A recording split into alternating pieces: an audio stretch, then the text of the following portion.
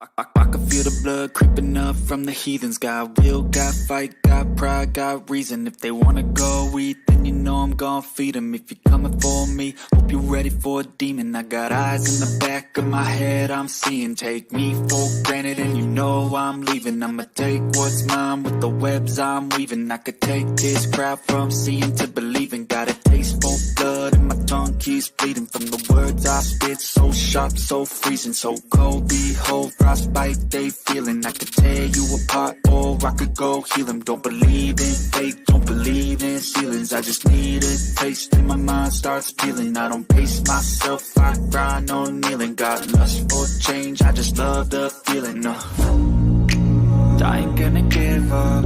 Got too little time, I'ma live up. Head down, push forward through the tough times. Cause anything worth doing is a tough climb. And I ain't gonna give up. Got too little time, I'ma live up.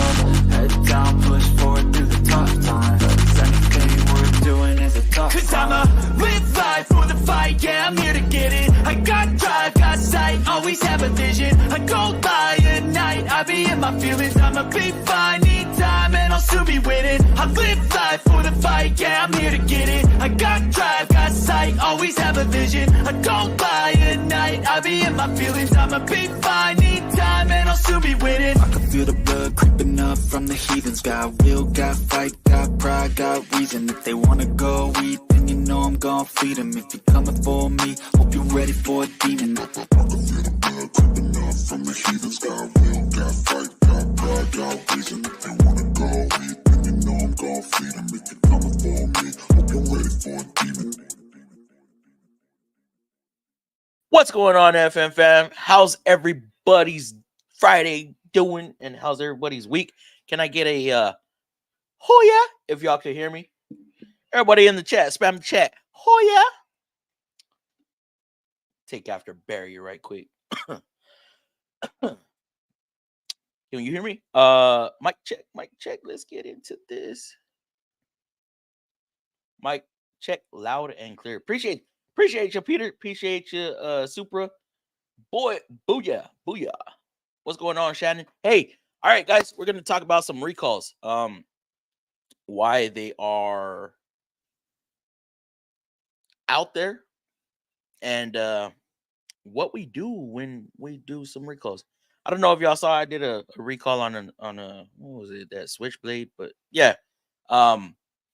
So recalls are designed with safety in mind from the manufacturer. Now, what's the most famous recall out there? It's gonna have to be the Takata airbag, right? The Takata airbag recall. It's not specifically to Nissan or Chevy or Dodge or Hyundai, Honda, Kia, all that stuff, right? All them different manufacturers. Guys, the car companies, the auto manufacturers, they get parts from other sources. And so if there's a bad batch of parts, then obviously there's a mandated recall across the board throughout several different manufacturers, car manufacturers. Okay. And that is designed to get the customer in. Sometimes, a lot of times, they're just inspections. Okay. We do an inspection on that particular part that is being recalled. If it passes the inspection, then obviously there's no issue with the vehicle. Now, if it does not pass the inspection, then obviously we make the repair. We make the repair under a warranty, right? So we'll do the repair under warranty at no cost to the customer. No cost to the customer. Now, this is going to bring up a very, very important part. Okay. You have to go to the dealership from time to time in order to get these recalls performed. I deal with so many vehicles that never been to the shop and they never go to the dealerships. And we're seeing recalls 10 years old, 15 years old. Like, Jesus. And these are old recalls too. So you want to make sure. Now, this is where the important part comes in. You want to make sure that you always have your address updated with your registration. That is how they know to get this information to you. That way, they send you a little pamphlet envelope stuff, right? And it your VIN, your name, and it tells you, hey, we got a recall on such and such. You need to do this um, to get your vehicle looked at. Sometimes they offer rentals, but you got to qualify for that as far as having insurance and stuff like that. Um, so, like I said, that's the most important part is to get the vehicle in by having your address updated through registration. That's how NHTSA, NTSA, NT8, NT, 8. Y'all know what I'm talking about. National Highway Traffic Safety Association. I think that's what it means. Um, that's how they know to get this information out to you so you can get your vehicle uh looked at and taken care of. Now, like I said, sometimes it's just an inspection, sometimes it's a repair. Sometimes it's neither. Again, well, program. There's programs out there. Y'all gonna see what I did on a specific vehicle, and I think it made this vehicle better. Sometimes, like our CVT and recalls, right? We have programs. That's what it is. It's a program. We upload some more software in there so that the vehicle knows, hey, if this happens, then throw off this light or throw off this code. Do something. Let the customer know, hey, you know what? You're gonna have to take the vehicle in. Um, what's another one we got? Oh, that switchblade recall. Y'all know that hit the Sentras. Was it Sentras? No, it wasn't Sentras. It was Rogue Sports with the switchblade recall. Why we didn't learn from GM back in the day? Y'all know GM had that recall, right? GM not only had the recall on the switchblades, but they had the recall on the actual keys, the mechanical key. Because I was a victim of that, and I didn't update my address on the registration. I bought it used, so I just kept re-registering it under the previous owner for like 3 years, and then they're like, "Hey, you know what? You need to update your address. You need to update the title. You need to transfer the title into your name." I was like, "Man, damn, okay." So as soon as I did that, boom, I got hit with the recall letter. So I took it in, and I knew what the recall was. They needed to give me a new keys because y'all know the elongated key ring hole. And if you have so much weight on that, then you hit a bump and boom, shuts the vehicle off, turns the key back. So that's what that recall is. They wanted to put that little eyelet in the center of the key versus off, having it elongated and have given the heavy weight of the keys leverage. Same with the switchblade. Y'all know it, or we call it a jackknife key. So that spring gets weak or that detent gets weak, and then the remote hangs, and then you have the keys, your other keys on the end of that remote. And what happens when you hit a bump? Boom, it shuts down. They had an ignition recall. They had now, not everything gets recalled. Not everything is a recall. Sometimes they're TSBs. Not gonna go a whole lot into TSBs. If you ever think you have a TSB on your vehicle, it's not necessarily a recall. Sometimes it's just an extended warranty on that particular part. But are recalls bad? No, not necessarily. Okay, like I said, it's with safety in mind.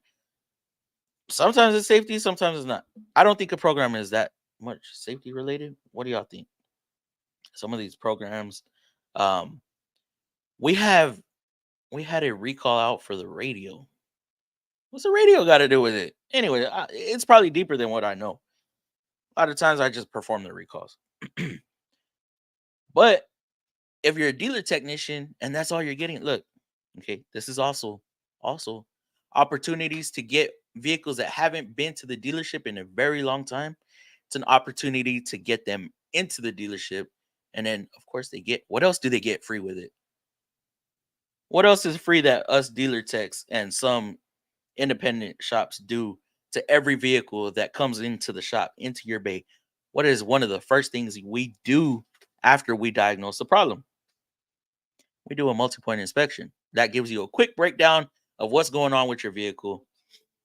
Leaks, maintenance items, whole bunch of stuff. We check tires, we check brakes, we check air filters, we check What else do we check? Oh, we check various things. Like it's just a visual inspection, guys. Pull the dipstick, pull trans stick if it has one. And it's always an opportunity for upsells because y'all know we cannot make a living off of 2/10 recall off of a recall that's 2/10. There ain't no way. So recalls ain't bad, but it can ruin a technician's day also. That's for sure. Lots of weight on your key ring is not good for ignition. That's very true too. I'm guilty of that. Well, actually, I don't even care anymore. Okay, because we got key fobs now, to where it's keyless. We got keyless ignitions, just push start. So having a lot of keys on your key ring ain't bad no more. What else do I want to cover, man? I think I just drew a blank. Um, covered it. It don't cost the customer anything. Now, okay, this is where check this out. If we are replacing a part, like say a Takata airbag has a recall, um, you need to make sure that part we need a part to give into parts department so they can send back. If your airbag is missing, we cannot perform the recall. How are we going to perform a recall on something that's missing? Because normally it's just the inflator, the little boom, right? If we don't have that boom to give back, or the actual airbag, what are we going to install the inflator on if there's no airbag present? It goes onto the airbag. So, and a lot of people think that it's going to take care of certain issues. Oh, I have a recall on my inflator, but I have an airbag light that's going to fix it. So then we'll do the recall and we'll state that the airbag was on prior. Okay, we do the recall, and then they decline diagnosis on the SRS system. So we just we're done with your recall. You declined everything. See ya. And then my airbag light is still on. Y'all just did the recall. We told you it was on before. Okay, the recalls are just to do an inspection or do a program or replace a part that may be defective. Now, how they find that, I don't know. Maybe freak, man. Somebody at the manufacturer plant didn't have good sleep that previous night, and so those 100 cars that they installed the part on or something just didn't get tightened down enough. Um, Nissan Juke had a recall on the fuel pressure sensor. Okay, we had to torque it down. We weren't replacing nothing. We weren't inspecting nothing. All we were doing was simply checking the torque. We are putting, I think it was like 35 foot-pounds on it, and they had a special way, a special tool to get up there and click. That was it. That was the whole recall. Uh, where was I going with that? I forgot where I was going with that. Damn it! That let me see. 1911 recall supposedly to fix backup camera issues. Supposedly the backup image might not show up on the screen when the car is in wait, what? Oh, cause a distraction. You know, that is crazy because customers cause their own distractions. Damn, where the hell was I going with that fuel pressure recall? Yeah, it wasn't it wasn't a replacement. It wasn't an inspection. It was just simply checking it. We have multiple recalls. Everybody has multiple recalls, no matter what. Um, God, man, I totally lost my spot. I hate when this happens on stream. But yeah, dude, where was I going with this? Oh, I've had pressure sensors that were already leaking. At that point, I can torque it down and recheck it, and if it's still leaking, well, I'm gonna have to do something. I don't think that's covered under warranty, unless you have coverage already. But yeah, I've had my fair share of little things here and there, um, and that right there, a leaking pressure sensor is definitely a safety concern because if you're leaking fuel. mm, Not good, not good. But we got some. I'm gonna get into the chat. We'll talk about this more as time goes on. We got Supra in the building. We got DLC for Christ. We got Sergio. These are all the members, guys. Peter, what's going on, Peter? Shannon Dickinson, what's going on, Shannon? We got Quick Wrench. What's going on, Quick Wrench? Dom Terry Quiz. Anthony, Mr. How to Auto Repair. Who else? We got Bill Beckett. Bill Beckett's in the building. What's going on, Bill? Um, so yeah, let's get on with the chat because I'm over here mumbling, jumbling, losing what I'm talking about. Can I get a oh yeah? What's going on, Barry? How you doing, brother? John Santiago, what's going on? Hold on, let me make sure of something because last time I had a couple of issues on Tuesday. Yeah, okay, I did. Supra, happy Friday, FM fam. Happy Friday, Supra. Hopefully your week was good. What's up, Fluffy? Texas 28, what's going on, brother? How are you doing? What up, Fluffy? TBSS. Oh, yeah, good. What's going on, Soup?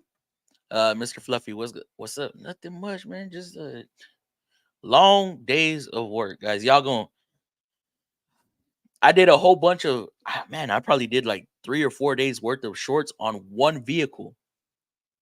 Um, and things didn't end so well. I'll probably update y'all that on Tuesday. Uh, it wasn't good. Sergio Puro FM fam throwing it out there with the emojis. TBSS, don't know if you know, but there's someone posing as you Facebook and uploading all your shorts. What's the name? TBSS, bro. Because I got some family members sharing my stuff. That way, they can get traffic over. Because I don't have Facebook or Instagram or all that stuff. I don't keep up with times like that. But man, uh, yeah, dude, if you can shoot me that link to my email because be some copyright stuff. They can't be doing that. That is mine. All right. So yeah, dude, TBSS, if you could shoot me that, I'm be so upset. I might have to just make a Facebook Mexicanic fluffy thingy with jiggy face space thing. Yeah. Hello everyone. What's going on, Peter? How are you doing, brother? They're getting a lot of views too, bro. What the? They better not be monetizing off my stuff, man. I will throw it up copyright infringement so fucking fast. Diego V collector. Oh, Diego V collector. Okay, what's going on, Diego? Nice to see you up in the stream, dog. Man, I don't, dude. Your name sounds like you speak, dog. We can't understand you, brother. My Cajun brother. What's going on, bro? Sounds good. Appreciate it. Mike check loud and clear. Thank you, Supra. Booyah. Booyah. Oh yeah. Josh Montrose. What's going on, Josh? Welcome to the stream. Welcome to the chat. Appreciate you coming in, bro. What's going down, FM fam? What's going on? Look at it closely. How you doing, brother? What up, all? Dave, how you doing? Hello, Dave Griffith. What's going on, Dave? Welcome to the stream. Serviced. What got serviced? M Leisure. Hey guys, what's going on? Hey, Leisure. Anthony Camarillo. Good evening, Mr. Fluff. Good evening, sir. How you doing? How are you doing? You're retired, right? Gil Big Float. Dom Terry, what's going on, brother?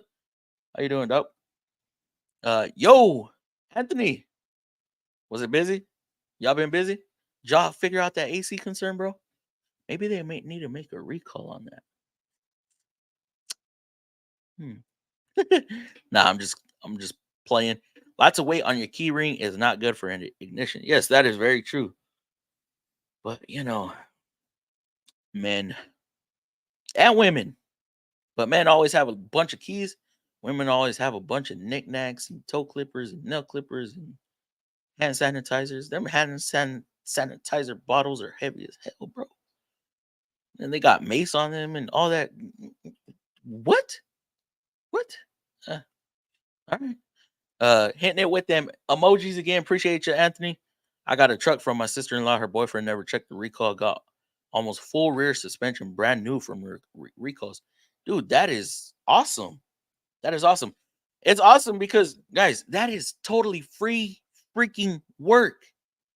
Who doesn't like free? Customers love free stuff.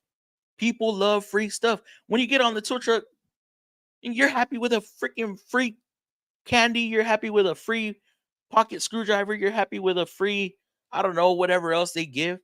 There's some I've had tour trucks where they're like, you know what, you've been a good customer, sir. Um, it's Christmas, so I'm gonna give you this free shirt. I'm gonna give you this free jacket. I'm gonna give you this free whatever it is, tumbler and stuff like that, just for getting on the truck. It's cool. But yes, free parts is always good. It's always nice, right? And guys, y'all know. Okay, I talked about the Cobalt, right? My Cobalt, I got that ignition recall where they gave me a new ignition, new keys. Um, you know what I missed? Because it was a 10-year cutoff, and then they discontinued the parts because apparently, I think there's a certain percentage where they stop the recall. Okay, the recall's done at a certain percentage of vehicles repaired that are still registered.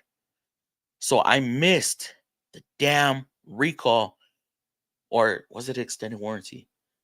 For the Cobalt tank cracking. My freaking tank has a crack. I should have known, but I didn't know. I didn't know because I had it registered under somebody else till 2018. This vehicle's a 2007. So in 2018, I registered it to my name, got the title transferred to my name, and I missed the damn recall. So now I have a freaking leaking gas tank that I can't find anywhere. It's like, dude, completely just done. There's no fixing that tank. I've tried. Well, it won't leak if I'm above or if I'm below half a tank. So I gotta keep half a tank in it. Hitting them fuel stations every other day. It sucks. That's why that's why I say it is so damn important. And you know how crazy that is because the Cobalt, like if I rev up and then let off, or I speed up and then I let off and let the exhaust do that pop, pop, pop, pop, right? I'm shooting flames out. I got fire coming out of my exhaust.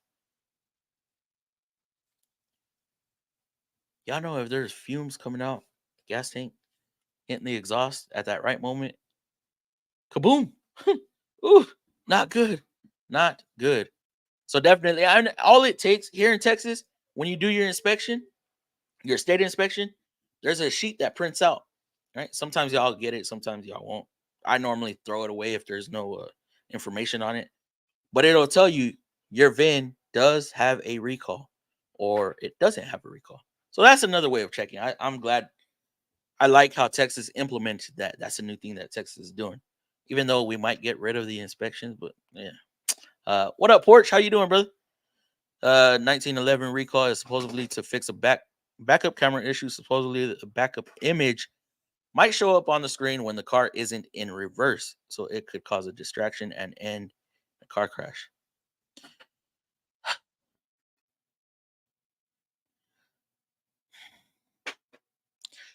I I feel now this is in my opinion that some of these recalls are a little silly. They're a little silly. What's another weird one that we got? So we got that. I think the radio one's a little silly. Um, it might come to me later on. Good evening, everyone. How's it going, Bill? Leisure. Hey, Bill. Nap time. Nap time already? Port, you work tomorrow? Dang, bro, you just got here. I'm doing a recall right now, but as an RV technician. What kind of recall is that, bro? And guys, this is all public information. So, if you ever want, like I said, if you ever want to know if there's a recall in your vehicle, I mean, you could do a little quick search. Recalls on such and such car, year, make, and model. Right? Yeah. Oh shit. What's up, post surgery? What's going on, John? How you feeling, bro? What's cracking, Fluffy? What's up, Scuba? Puro FM fam. Hey, hit me with them emojis again. Same name as here. Really, bro? Oh hell nah. I'm a, I'm a dude. Hold up. I'm gonna Facebook that shit real quick. See Google's.com, Facebook.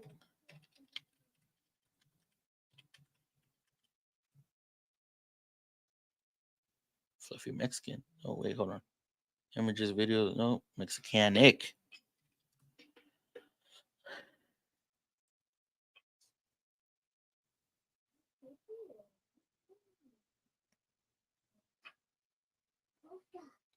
Says this video isn't available anymore.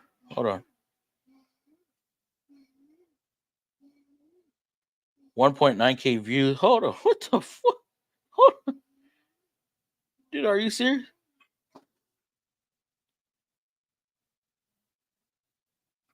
Oh, hell nah, bro. Wait, what is this? Strange differential chatter. Oh, man. Oh, yeah. I'm going to have to look into that. I'm glad you told me that, bro, because I'm going to have to look into that because this is not good. Mm. Guys, I'm only on YouTube. I am nowhere else. I am only on YouTube. So, not right now. Not right now. Now, right now. But it's still sitting in my bay. Oh, yeah. No, I get you, bro. I get you. Smack that like button, people. Please smack that like button. We got 22 chat. Well, we had 22. 16 viewers, and we got 12 likes up in here. Come on, guys. Let's match that a little bit. Sent you the fake account to your. Oh, hold up.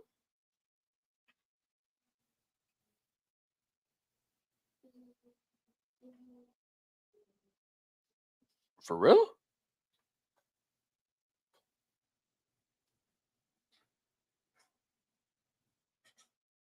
Dude, somebody.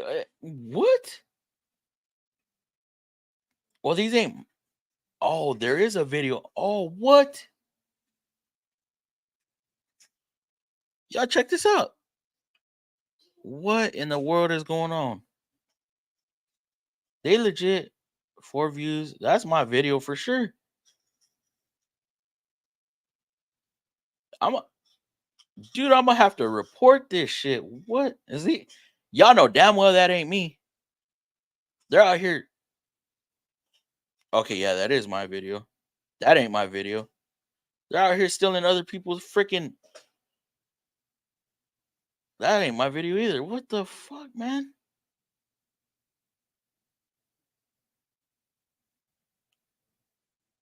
Does it tell you the date when it was uploaded? 2 days ago. Okay, that I don't care about that. That's on the Kobo. 4 days ago. For you page, viral video, Facebook Reels. Man, if I could comment on there, ooh. Why do people have to steal other people's content? I don't understand that. I guess I made it. I don't know. Thank you, Super, for that link, bro. That is insane. You know what? Hold up. I think what I am gonna do. I'll do that later. Yeah, I need to retire. Just can't afford it, man. John, I hear you, bro. I hear you, bro. What's wrong with not getting parts? What's with not getting parts? Ordered a complete engine rebuild. And it's been only a few parts every so many days. Still missing water pump time. That's happening even with us at the dealerships. We're struggling to get parts. Some manufacturers are struggling more than others. It's just something we've been dealing with since COVID. Yeah, COVID has really made us take a turn. Put some Flex Seal on that fuel tank. Man, it'll eat through that, bro. It'll eat through it. I have like plastic fix tank fix shit. I tried plastic welding it. Um, just, man. Now they do sell this adapter where you knock out the fuel neck, right? You just boom, knock it out, and then you put this adapter. Has let me see, it's a new filler neck. I keep calling it a filler neck, but you know the little spout that the filler neck tube goes onto. So it has a spout with a disc on the inside, and then it has a gasket. So you do that, and then you can screw another piece on from the outside. It replaces the inlet. I think I've already damaged my tank by trying to fix it. So I don't know if that part will work. I don't know because like I got all that clay on there now, and I tried painting it, making it look pretty because I thought I was gonna sell it, and then I decided not to sell it. Dude, that held for like a year, and then I let the vehicle sit, and I don't know. Let me see. Okay, so yeah, Supra putting in work. Um, Flex Seals fix everything. I don't know if it'll fix fuel. I don't know. Hey, OG, let me know, bro. Try it. Let me know. I have a 2003 Grand Am GT with a solicited recall. It's an ignition airbag related. Bro, get that fixed. Get that repaired. It's free. Dude, sometimes not only the manufacturer, but dealers may offer free oil changes with a recall. Another free service. Nope, they put HVAC modules still same crap. Dude, what the man? Let me go to that shop, bro. Let me go to that shop and diagnose it. Um, they'll probably they probably getting paid too. They better not, dude. I mean, this one I see has been shared 3 times, 5 likes. I don't care about the other videos. I mean, they can handle that, but dude, I want to report this, man. I'm gonna have to, dude. I'm all right. You know what? Yeah, after the stream ends, I'm going to post that link and I am going to get that, dude. Report this page. You know what? I'll have y'all help me out if y'all can. If not, it's cool. But boom, it's posted right there. They're probably getting paid too. They better not, bro. Chaz, hey Fluffy, what's going on, Chaz? How you doing, brother? How are you doing? How's school? How's football? How's the knee? JB Weld works awesome on tanks. That didn't work either. I had JB Weld on there. I've just tried multiple things. It's just not. It's not doing what it's supposed to do. It's not holding fuel. Fiberglass doesn't work either, Flo. Fiberglass. Where? On the tank? I wouldn't. Yeah, I mean, I don't think it would. Um, man, just fuel is very unforgiving. Very unforgiving. Used it on a few things on tanks. Now, was that a metal tank or plastic tank? I'm gonna call it short tonight. Sorry, pain in pain, bad. Had to work. Oh man, hey bro. Ooh, I am glad you made it out. Okay, because spine work is very. Now I don't know how far they've gotten with technology on that, but spine work, I know in the past was very, very risque. But you have a good night, bro. Thank you for love, great community awareness. Hey, appreciate you, Ron English. I didn't even say this, but thank you for coming in and welcome to the chat. Welcome to the stream. Where sometimes we'll get a little crazy on here. I reported the page already. Appreciate it, Supra. I broke my thumb. Oh my goodness, dude. What I think you are? I have to tell your mama and just put you in a full brace suit, a suit full of just braces on your fingers and phalanges and arms and knees and legs and hips and dude, how in the world did that happen? That is crazy. I use JB Weld on both plastic metal. Does work. Just get the right stuff. Like I said, I might just be too far gone just from my previous failed attempts, and that is super annoying. Super annoying. But yeah, let's try to get back to these recalls, man. What else information do I got for y'all on these recalls? Um, who? Cuz hitting it with that dad. What's going on, cuz? Uh, I okay. Look, check this out too. If you have multiple recalls lined up on same vehicle, oh, those are nice, right? When you get stuck with all the recalls all day, or not all the recalls, but they hand you a freaking whole key ring full of recalls on stock units. I back in the day when I was in Express, they used to have us actually do the simple recalls, spare tire recall. The 13 Ultima came out with so many recalls back in the day when I first started. We had spare tire recall, hood latch recall. We had OCS recall. Um, there was another one on those. But yeah, you knock out, okay, 2 tenths here, 2 tenths here, 3 tenths there. Simple. Some of them, because I don't think a manufacturer, now quote me if I'm wrong, but I don't think a manufacturer can pay less than 2 tenths on a warranty repair. So if you're doing that all day, we used to go out in the lot and just boom, boom, boom, knock them out, lift the hood, spray the hood latch because that's what it was back then. Just spray the hood latch. Oh my god, I can't speak. Spray the hood latch with a something in a can, right? Then we go to the back, pop the trunk, get the spare tire, check the pressure. If it wasn't right, we'd fill it up, put it back to spec, and then go back inside, hook up the OBD2 connector, and download a program back into the OCS. That's what, 6, 7 tenths, just like that. Cake. So, and, it's beneficial if a vehicle comes in with 3 or 4 recalls and you get it done quicker than what it's gonna pay. So that's good. Elbow cuff. Appreciate you coming in, cuz. A little late, but at least you here. My thumb got caught and smashed between. Oh no, that's not good, bro. That's not good. What is another major recall out there? I don't know. Let's see. Anthony, is Anthony still in here? Oops, I didn't mean to click back on that one. Anthony's still in here, dude. Why has there not been a recall on the lifters on Chevrolets, on the Silverados or whatever, that 5.3 or 4 something? Why is there not a recall on that? I mean, the 1.5s had the piston recall. Why is there not a recall on the lifters? I don't get it. I don't freaking get it. But again, we cannot blame. I put a short out like that too several months ago, explaining that it's not the manufacturer's fault, the auto manufacturer, that they got a bad batch of parts. They use a supplier. But then there was, man, dude, it was, I'd get loaded up in the comment section.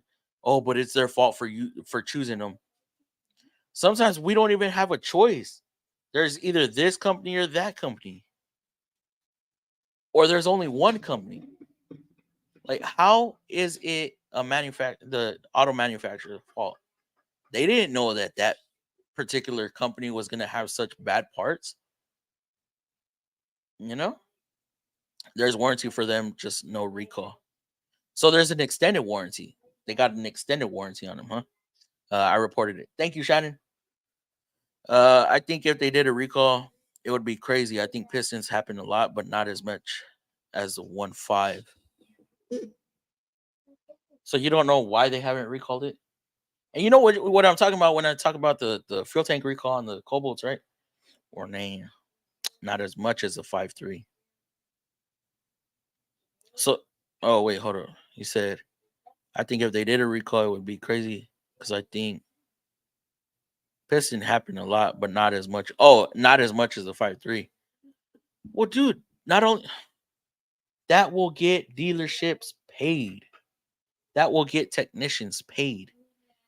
When I talk about warranty on the channel, there's so many people that are disgruntled about warranty work. Yeah, warranty work sucks, but you do enough of it, you get quicker and quicker and quicker and quicker. And we don't let the manufacturer know that we're getting quicker at this. That way they don't cut down warranty times. Because we all know warranty times are just somebody who already has the engine out and it's just right there accessible, like boom. Right. So yeah. And again, there is a difference between a recall and TSB and extension on a certain part. Like some of the CVTs, man, we had, oh man, I want to say on the Rogue, like 09 through 12, there was a extended warranty, CVT warranty extension for 120,000 miles, right? And then now we still have some models out there that have an extension for 84,000 miles on the CVT. Why they went down on it, I don't know. Yeah, 84,000 miles, you could possibly get a rebuild or a brand new CVT. Just, we got to make sure that it's actually failing. We don't see a lot of piston jobs, but we see a lot of lifters. But remember, we had a lifter issue failure since the AFM DOD crap came out. And that just has to do with emissions, right? Emissions. Fire less cylinders, put out less emissions out the tailpipe. Emissions. That is why more parts, more sensors, more stuff to go wrong. But if you've been around it long enough, then you're experienced enough to know that what it is and what it's going to take to get this stuff repaired. Let me see. Yes, and ever since GM has had that problem. When did GM start with that? When did they start with the active fuel management deactivation on demand? How do I know that? I'm not even a GM tech. Did I get those acronyms correct, or did I mess them up?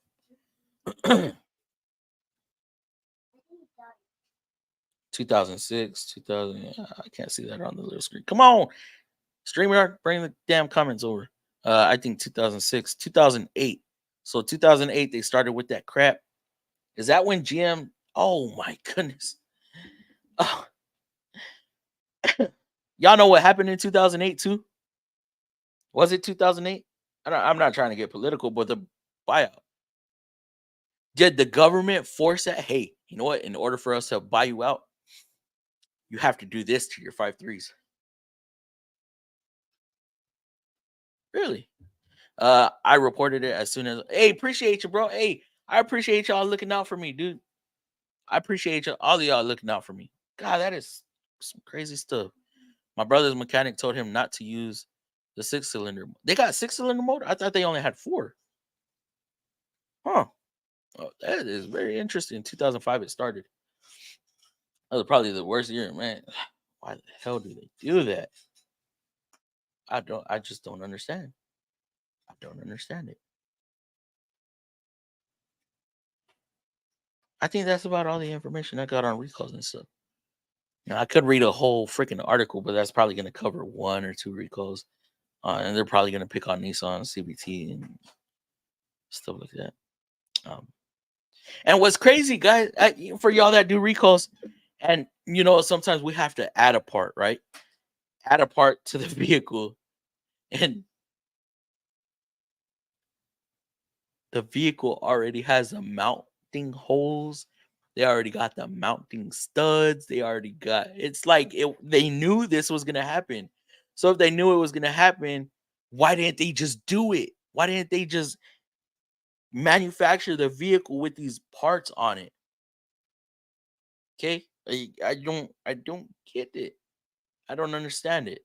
It blows my freaking mind. There's so many times that I've gone to do a recall and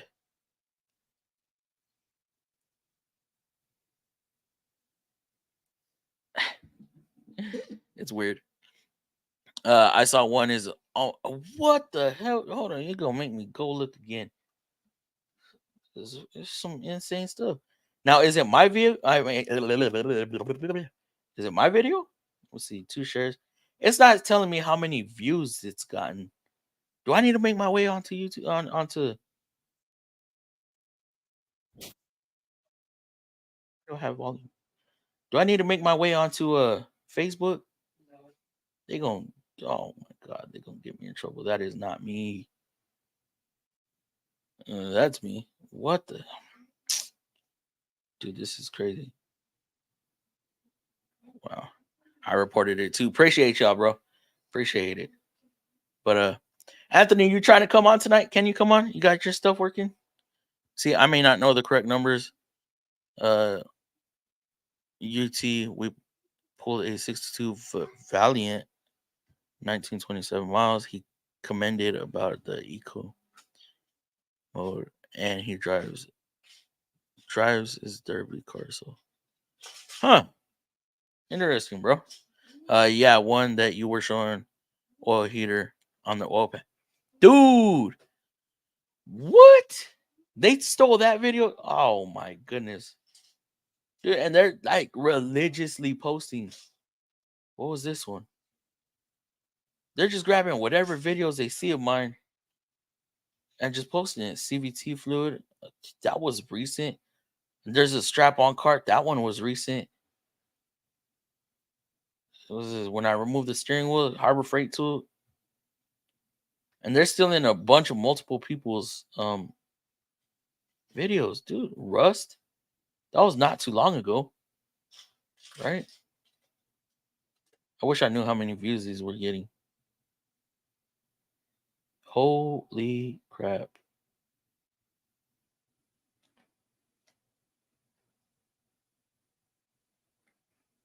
What happened? My whole computer just glitched out. Maybe it's time to get off Facebook.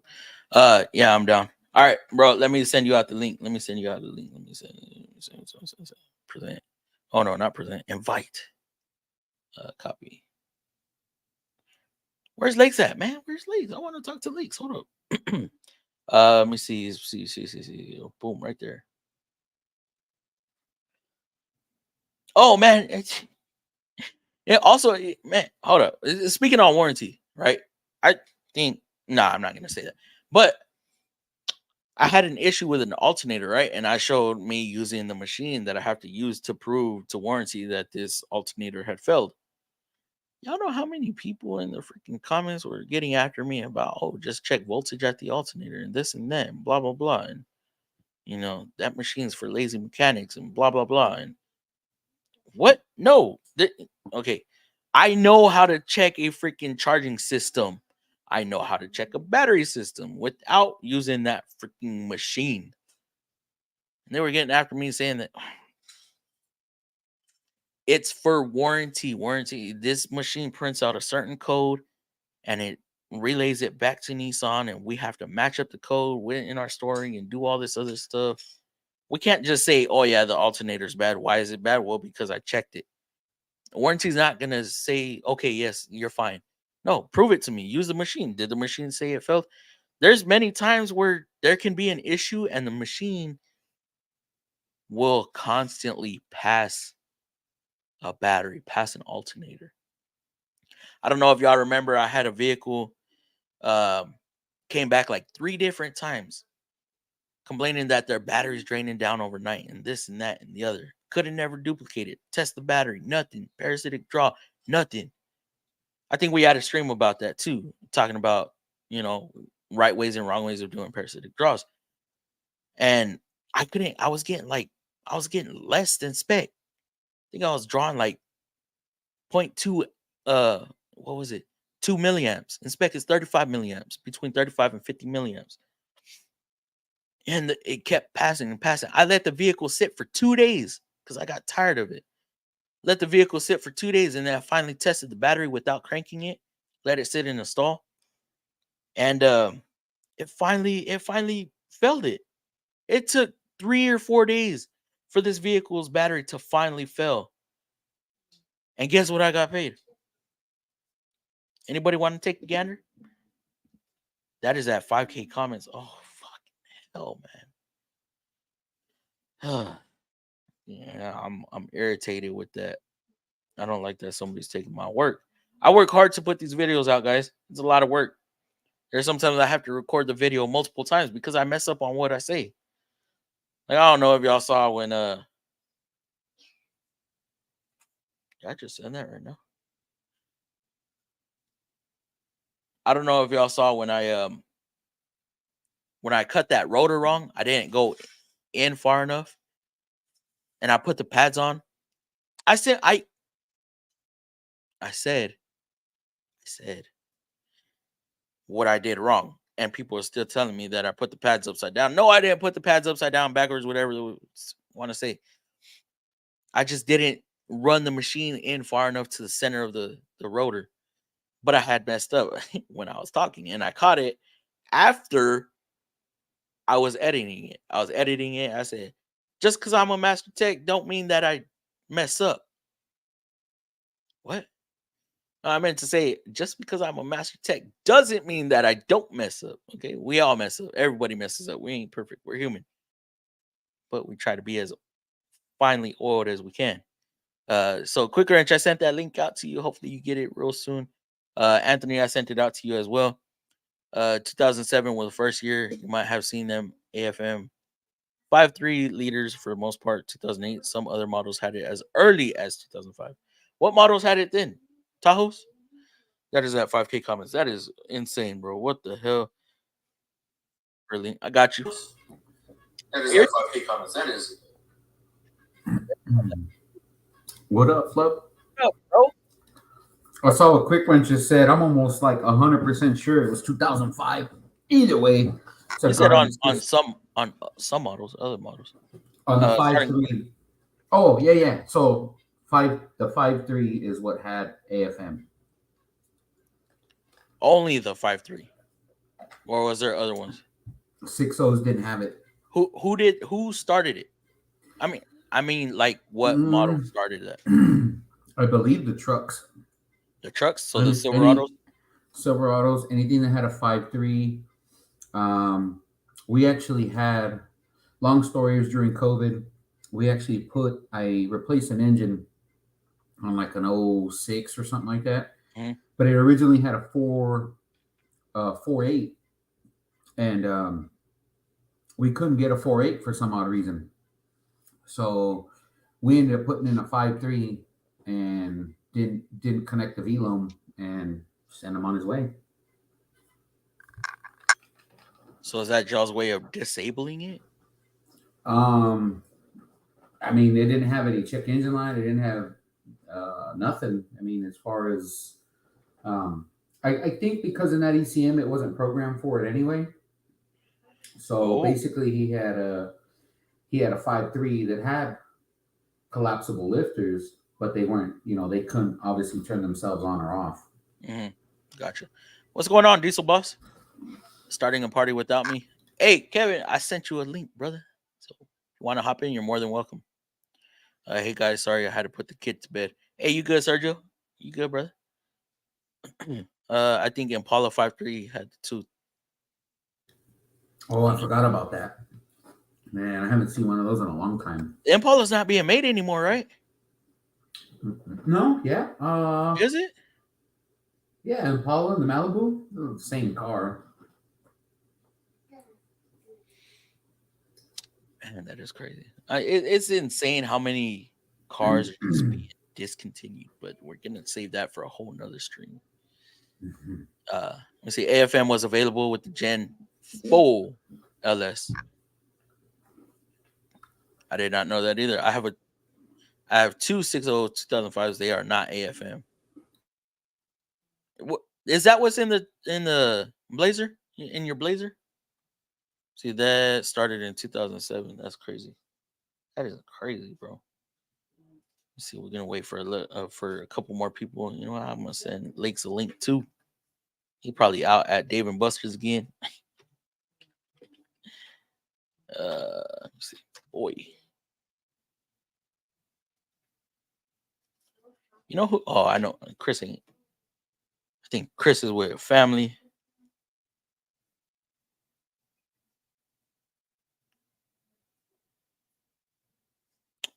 So yeah, bro, how that AC issue still not getting fixed?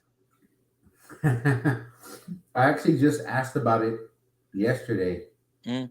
and the I believe they put an HVAC control module in it, and yeah, same issue, man. Same thing. Hmm. Something's telling the PCM to shut the relay off. Weird. As far as I know, he actually called. He actually called a couple of technicians that are like super handy with AC, Yeah. and they don't know what's wrong with it. And then that we contacted TAC, which is basically GM, and they don't know what's wrong with it either. Uh, what's up, Kevin? What's going on? Hey, I saw that reply in that comment, Mister Shade Tree. You like that, huh? Oh yeah, like Man, anybody could take stuff apart and put it back together. exactly. It's understanding what you're doing. Exactly.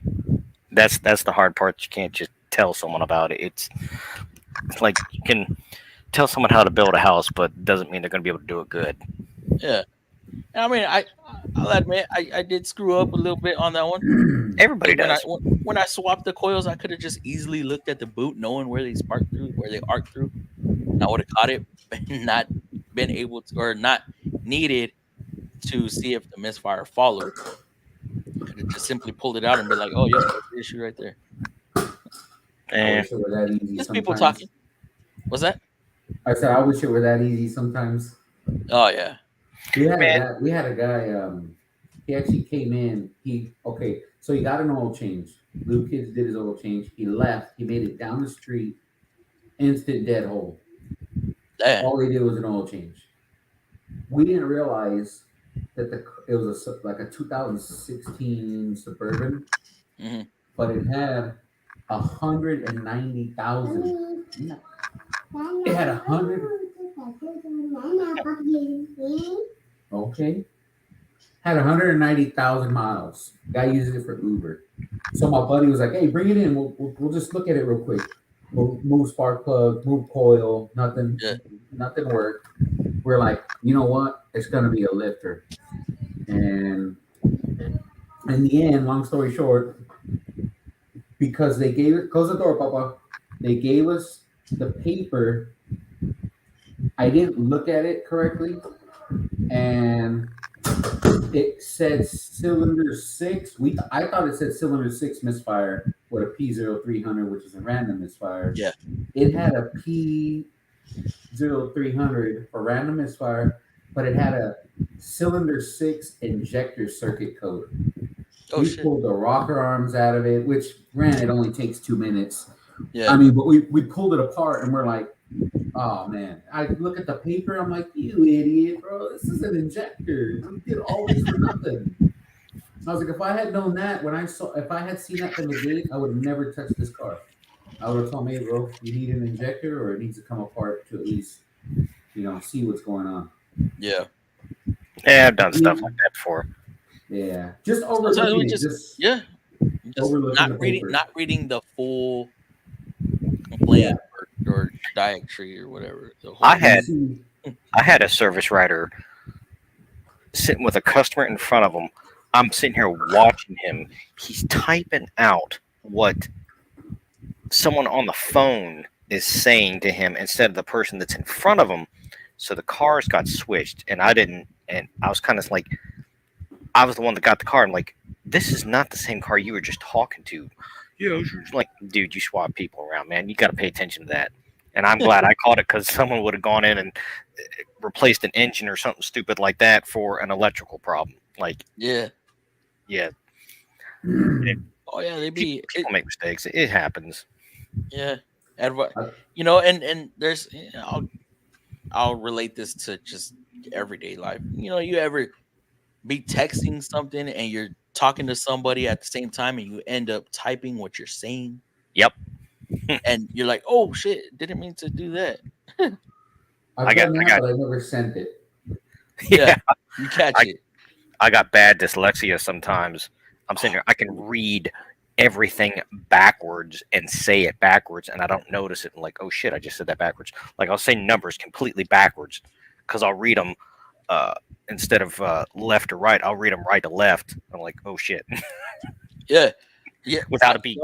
Y'all saw that video with the battery tester, right? I was checking the alternator. When I saw that, I was like, Jesus, bro, that's horrible way to have to diag something. Dude, no, I like it. Notice for warranty. Warranty. Check this out. What did I say? How long I had to wait? An hour, 120 minutes. 112 minutes. 112. Yep. When it actually said an hour and 12 minutes. Everybody's like that. That's 72 minutes. That's 72 minutes. I'm like, oh, you idiot. It all blurs together. Dude, I knew exactly what they were talking about. I was just like, yeah, well, brain and mouth don't work together sometimes. That's the thing that I don't understand, and I don't know if it's because people don't speak up. Because you can speak up, at least to GM. You can email them and tell them what you think about warranty time or whatever. You could tell them whatever you want. We get like 3/10 to do a GR8 battery test. Granted, if you're a technician and you only got one stall, where are you going to do the battery test for an hour? You lose an hour of a stall. And you have to run time on it while you're working on the vehicle. And you can't do anything else because you run out of time on that one. Yeah. Correct. Luckily for me and my buddy, I mean, we have 2 stalls. But, nobody wants to be down a stall. I mean, not for something stupid like that. Exactly. Yeah, not for a fucking GR8 test. It doesn't make sense.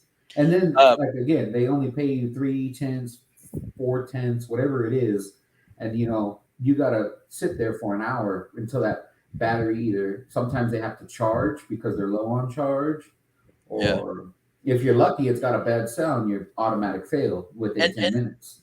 I saw your comment where you said go to lunch. Leave it, go to lunch. Yep. I would. Yeah. Yeah. But you know what's gonna happen when an express kid, oh, I need that. And Put they a big take ass it, on there. Yeah, I've seen that happen too. dude. Because sometimes it doesn't charge all the way through. It'll okay, you know what? This is good. Move on. And it'll Eh, just be stagnant, and somebody will think you're done with it because you're at lunch or at the restroom or something. And they're like, oh, well, the battery test is done. Let me take it. And then you have to do it all over again. big note or red, green, whatever like that on there, some sort of light that tells you it's still in progress and you don't mess with it. Yeah. Now, how about for the YF machine? Do you have to have the printed slip to get paid for warranty? Yep. Really? Before, after, current pressures, static We pressure. just, dude. I It's think just we that that just shit need, costs so much. I think we just need the evac. I believe is what we need. But you know who causes this stuff, right? EPA, No, federal not government. necessarily. I mean, when it comes to warranty, like having to prove certain things, like battery tests and stuff like that. Technician. Technicians taking advantage of it and Yeah. just Oh yeah, replacing, well, yeah. when Like there's not even an issue. I was They're like, actually oh, just told. We were actually just told why GM has shortages of engines right now because what's happening is a lot of guys are replacing engines and then they're taking the old ones, putting the heads back on them, and running them down with impacts. And now, oh if you shit. got a if you got a little 3/8 impact like my Milwaukee, yeah, we usually just put 2-3 bolts in it and send it back. Or what people are doing is they're putting head bolts back, putting the heads back on, and then they're running them in like probably with a 1/2 inch all the way down, and they're cracking the blocks. So what's Oh shit. happening is we're recycling X amount of engines to where it's Yeah, that's how. causing us Mhm. to not have engines to Yeah. reman. They can't fix them. Yep. Yeah, They they can't. can't they can't crack They crack can't blocks. re-sleeve them. They can't do nothing. They can't Yeah. resurface them.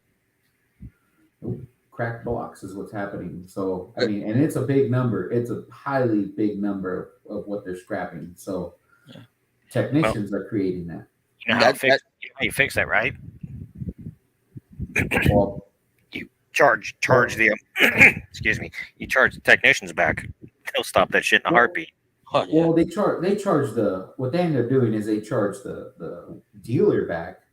And the But in dealer return, then act the like a dealer tech. goes, "Hey, you guys need to be up on this." Mhm. That's why we're every month we're supposed to watch our training videos of what's happening, what stuff like this. This is what's happening, or this or that, or whatever it may be.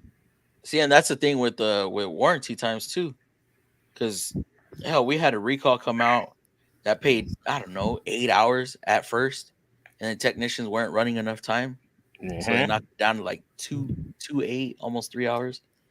See, and that's the thing. So our warranty guy is really, really good, and he's on site all day. So I'll give you an example. Before I was at, when we did cam and lifters, we had to run 80% of that freaking 20 some hour time. Yep, Right. And then if you ran it overnight, you you got had to start screwed. all over. Yes. And we had at that time we had CDK. So now we have dealer track and a bunch of other crap. Now, as long as a perfect example, car comes in, it's got a misfire. Technically, we're supposed to do a compression test. We do this, we do a leak down, whatever, blah blah blah. We take thing. Oh, we got a bent push rod. Well, now it needs to be. Now we know one or two things. It's either going to need a lifter, or it's either going to need lifters, or it's going to need cam and lifters. Now, cam and lifters pay a certain time per GM. Same with if you're just doing one bank of lifters, Yeah, there's a certain time. Now, for us, because of our warranty guy and how things are changing, let's just say one bank pays 10 hours. Well, you still, if you want to get paid diag time for your compression test or whatever, you have to story it good. But Yeah. if you want to get paid, let's just say 2 hours for looking at it to begin with, you have to run those 2 hours. But then that other 10 hours, If it just ends up needing lifters, we don't have to run that time. It's just an automatic. It's in the book. It's 10 hours to do this side. You don't have to run time. Really? Yeah. And we Now have to let's run time say, everything. well, that's how it was in my old shop. We had to run. Like if you had a recall and it was like 6/10, you had to run it. We don't have to run time for reprograms. We don't have to run time for basically anything as long as there's a set time per that labor code. I'll give you an example. So you're okay. So you're thinking of like straight time is where you got to document it. Where y'all having to document it. 'Cause there's an opcode for everything except straight time. Double O. There's no Yeah. opcode for straight time, but there's also OLH. So I'll give you an example. A diesel came in, had a knock sensor 1 code. First thing you're supposed to do on any diesel that has a knock sensor code is you have to smoke test the charge system. So there's no labor code for smoking a charge system, but there is a bulletin that tells you, hey, per this bulletin, you need to smoke test, you need to use this big machine, blah, blah, blah. There's just a bulletin. So Yeah. we have to get OLH and get them to sign off on it. And that's when you have to run 3 punch times. You have to run a punch time for looking at it, but you don't get paid. Oh, I need to smoke test it. Now you run, 7/10. That's your OLH. Oh, it has a leak. I need to fix this gasket. That's where you get your, and then that's your third punch time would be your gasket or whatever it is. But if there's a set time for that repair, you don't have to run it. Yeah. Where I was at before, we had to run it though. Like we had to run everything. They What's going on, probably Dave? pick a warranty team. Same old, same old. How y'all do? Pretty good, pretty good. Good. I've been Yeah, fighting with the warranty company. That's been the biggest. I mean, I hate it right now. That's the biggest. I mean, I've had a car for a month, and every time I give them what they want to come back with something else. Warranty's it's a nasty game out there when it comes to warranty. Like any It's an other insurance extended company. warranty though. That's the problem. Oh, it's extended warranty. Car came in, had a vacuum pump that was seized, but it also had piston 1 misfire. But I already knew it needed pistons. So I told him, I said, look, and it was from Toyota, it's their warranty. He bought it at Toyota. The guys only had it like a month. I said, look, we can put a vacuum pump in it, that'll get the brakes back, but it's probably not going to fix the misfire. On top of that, it's probably going to have a bent cam. Okay, let's put a vacuum pump in it. Finally get them to do that after 2 weeks. Put a vacuum pump in it. Hey, guess what? Car's full of metal from the vacuum pump when it seized. I put it back together. Now it has exhaust codes for the cam. So it's got a bent cam. And it has piston 1 dead hole. I said, I know it needs pistons. I said, so on top of it having full of metal, a bent cam, and it has piston failure, guess what? I'm recommending an engine. I've had the car a month. Every time the warranty company keeps coming back with this and that. Oh, we want to see this. I give them a picture of the bore, all scored. That's not good enough. Pull it apart. Pull the cylinder head off. I said, I'm not pulling the cylinder head off. Luckily for me today, I finally got to it. I pulled the oil pan, and that's my latest short that I just uploaded. Dude, I don't get none of your damn videos. Well, I pulled the lower oil pan off, and I had just changed the oil from when I did the vacuum pump. I drained it, put new oil. The oil that just came out of it today, full of metal, and then I put my magnet in there, and I pulled out pieces of I don't know how many pieces, but it was a piece of the ringlands or something. No shit. Yeah, they fell through. So Oops. they finally said, okay, we're putting an engine in it after a month. Wow. And I told you about that. I told you about that one. I got started with the tranny fluid. I feel like I remember, but then I don't remember. I put another one that had piston failure. I put an engine in it from LKQ, and Oh yeah, yeah, yeah, yeah, yeah, it yeah. had no compression. Crazy, right? I couldn't believe it. I smoked the whole shop. Dude, that is so weird. You ever heard of that, Kevin?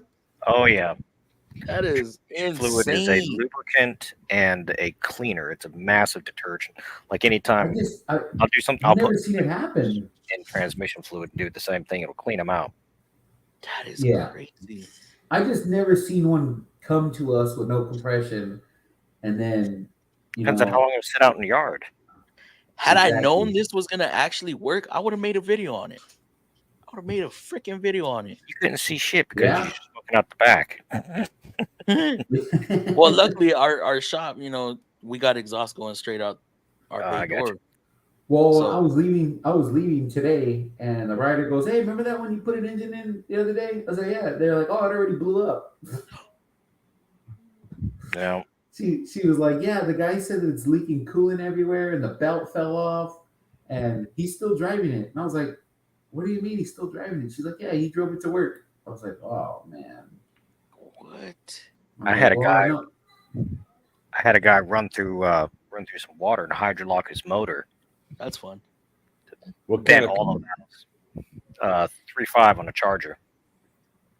I was just say because the Equinox and the I think you called it wrong, Dave. Not an Equinox. the Stinquinox. There you go.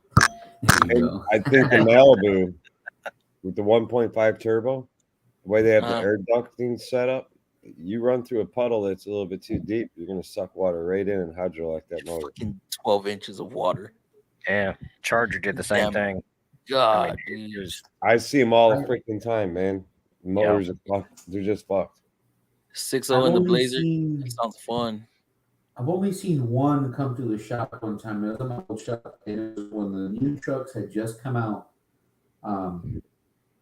The guy pulled a cylinder head, thinking so it had a knock. It had a constant knock, and we were like, Yeah. "Oh, I don't know why the guy thought it was a.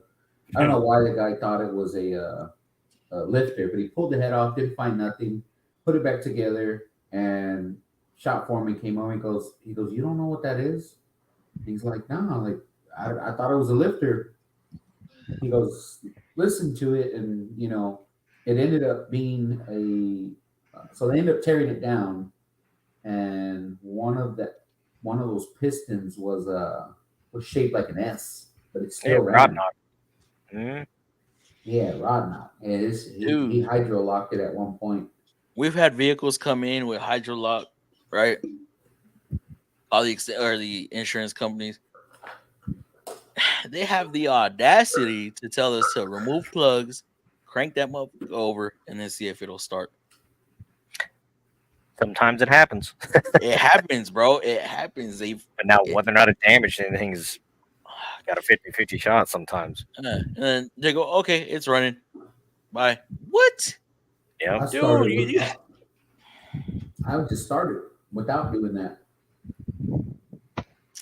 That's crazy, man. That one that got hydrolocked and stuff, he left the water in the engine for at least a week before calling me.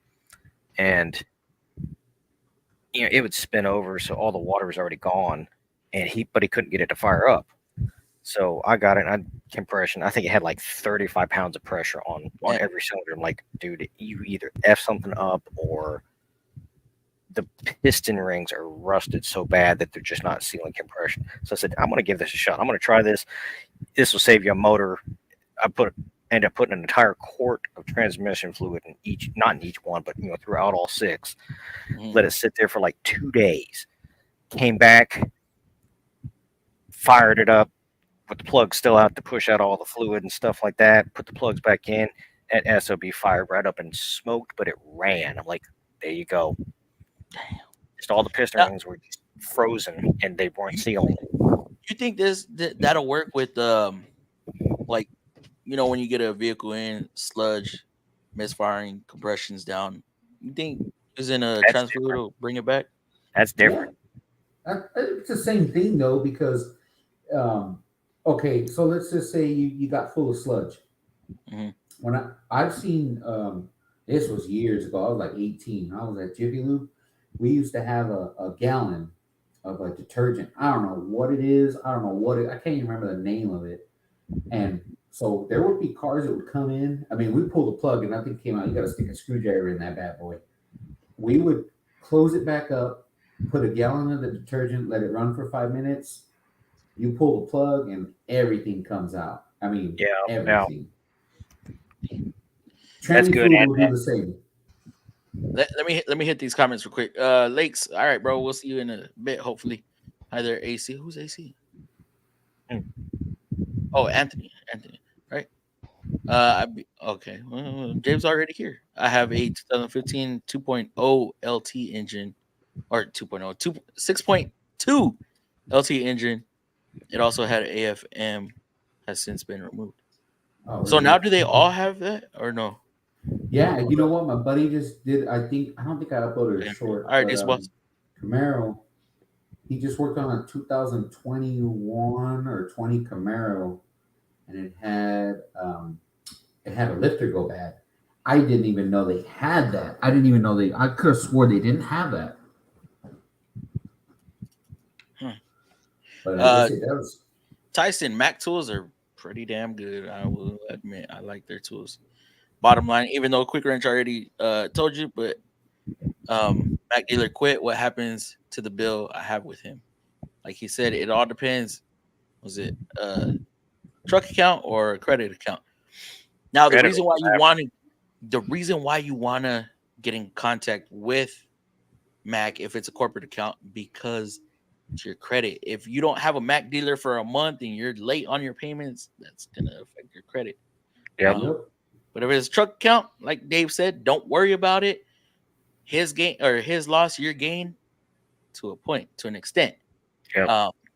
Unless he sells it off to the next guy that's coming in. Yep.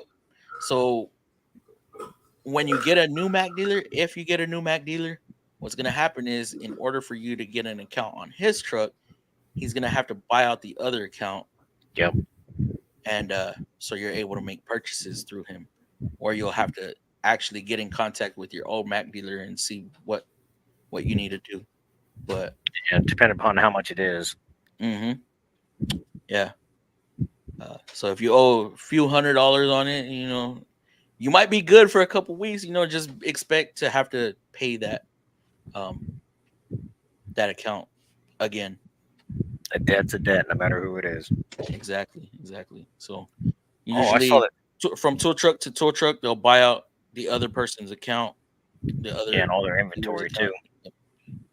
Yep. I saw that video you had with the that Mac Allen head. I can't remember what they call them. The one that RBRT? bites. Yeah, the RBRT. Yeah. I'm gonna get a set of that grip edge. I don't think it matters the brand. Well, Grip Edge apparently is the company that makes it. Are they? Yeah. The RPT. Yep. Yeah, they're the same tool. Yep. They're solid, The bro. same Dude, plant in Taiwan. They're the same damn tool. I have. Just don't impact them. Just don't impact them. Why not? Because then the bite is not gonna matter, dude. You would have liked one I did back in November. Right back. All right, brother. I didn't break it. I stripped out a head bolt on a 3.5, and we have the Allen head bolts. So I shouldn't have impacted it, but I've always done it, and they came out good. This one just didn't want to. It fought me. Yeah. And I'm gonna blame it on the snap-on socket. Okay, it was rounded out on the edges a little bit, but yeah, it ended up smoking that one. I was like, "Fuck, how am I gonna get it out?" So we're using RBRTs, and that's not working. So then I ended up drilling the bolt. Right, I drilled the bolt, and I was gonna use the RBRT again, and it snapped the bolt. So it snapped the head of the bolt off. And I lost tension. After that. Once the head's gone, that's it. Yep. And that freaking head, the head of the bolt did not want to come off of the RBRT socket. I had to grind it off. Ooh. Yeah. But dude, it bit. It freaking bit. I was like, man, without breaking the bit too. The worst thing that I see on Nissans, especially the 2.5 motors, is that those stupid ass Allen heads on that damn engine cover. People do not put the right one on there. Oh, the older Pound those ones, off. Yes. Oh my dude. god. They'll do that, or they'll switch it to a 10 mil that's too long and punch the intake. Yep. Oh, I don't know how many Yeah. times I sit there and just go around and figure out which one's going to work in this. Yeah, they ain't. People think they need to be on there super tight. Nah, just Yep. stick it up. Just a fucking All cover. it's doing is holding it in place. It's not holding the freaking engine together. Nope. I don't understand the logic of some people sometimes. I don't either.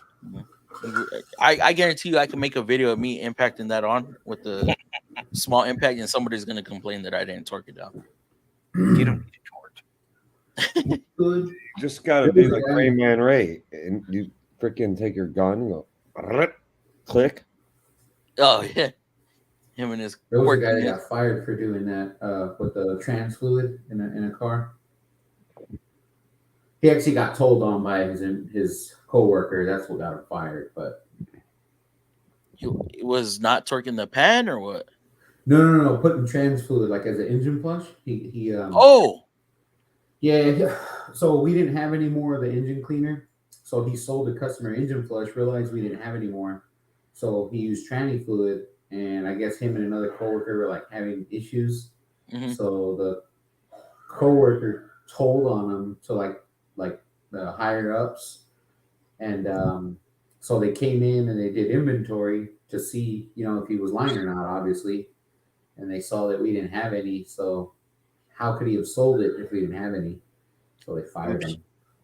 wow. I mean, it's the same thing though. I mean, it will work. Yep. It's just, he got fired. Transfer just takes a little longer. Yeah. It's good detergent. It's not instantaneous. Yeah. I'll tell you what is though. That But the V12 question is why you dealing with a sludged up motor in today's world? Yep. Yeah. That's a customer that doesn't give a shit about their car. Yeah. Motor oils that's are so exactly right. good today that you should not run across that. I've Especially if seen you have sex. I've seen it still. I mean, but it's people, like you said, not taking care of their shit. I've also seen people get it covered under warranty. Oh, I've never seen that. I have. I will say Nissan is very, very lenient sometimes. You know what I always say? Are they gonna Goodwill us when our stuff breaks? No. I'm pretty sure I could swing it, because we have a regional manager. Yeah. If he approves it, he approves it. No ifs, ands, or buts. Like that Camaro, that thing was way out of warranty, and it sat there for a month because we were fighting with the customer. The customer approved tear down the cylinder head. Hey, you need cam lifters, okay? And it sat forever. Then they turned around and Goodwilled it, so then it became warranty time. Dude, and then you have no documentation of freaking punch times for diagnosis, and it gets screwy. It gets real screwy. Well, yeah, that was what ended up happening. So my buddy had to run like 3 hours, and then they paid him the rest of the time was whatever it called for cam lifters. Yeah, and that's a horrible job. I've had customers approve teardown and stuff, knowing that it's not going to get warranted, and then they Goodwill it, and then I literally lose the approved hours to tear down, and Nissan ends up paying warranty for freaking valve cover and oil pan removal. And let me not get on that rant too hard. And that Camaro is no joke. It is not fun doing cam lifters on that car. No, not at all. I thought it was going to be easier, and my car? buddy did it on a Camaro, but it sucked. I'd rather do a truck. What engine was it? I think it was a 6.2. Are you having a lot of problems with the 5.3s coming up on the valves? I know there's a TSB for it. Like dropping a valve? There's a bunch of carbon buildup on the valve. Oh, they're all like every car is Active like fuel that. management ones. Yeah, every All the active fuel management. yeah, anything All the, that all the anything, GDIs, you know what? Anything that's active direct fuel injected management is like and that. GDIs are all having carbon buildup on the intake valves like you wouldn't believe. Oh, it's a running rough and stuff like that. Sometimes throwing a misfire, sometimes not. You know what? I've never actually seen one that was so bad that it would cause a misfire, except for one, and it was a work truck, and it didn't have a V8. It had like it had the a 4-cylinder, but it's a truck. Dude, what And I don't understand is why we're not taking after some of the European companies that offer the walnut shell cleaning. We do that. Y'all do that? Yeah. I don't understand why like some American companies or because Japanese companies ain't doing it, or Asian companies. I'm sorry. I think if you have any car that's like you said GDI, I personally think it's a direct fuel injection. Um, you should be doing a fuel system service at least, whenever they recommend it to you. I do it on mine every Yeah. now and then. Just customers. So They don't understand it. there's They don't people. understand. It's because there's people out there just feeding misinformation that you don't ever need any of these services that Yep. dealerships offer. Yeah, that's Some of true. them, I mean, yeah, they're kind We're of not talking about Scotty, whatever. are we? Yeah, no, No, Not we're not Scotty. talking Scotty. but some of the services we offer are to keep these vehicles running like they should. But you know what? That's why- What service? Okay, I don't know about Nissan. Any service that we offer, it's obviously a maintenance. It's maintenance. Whether it's a brake flush, a power. Most cars don't even have power steerings anymore.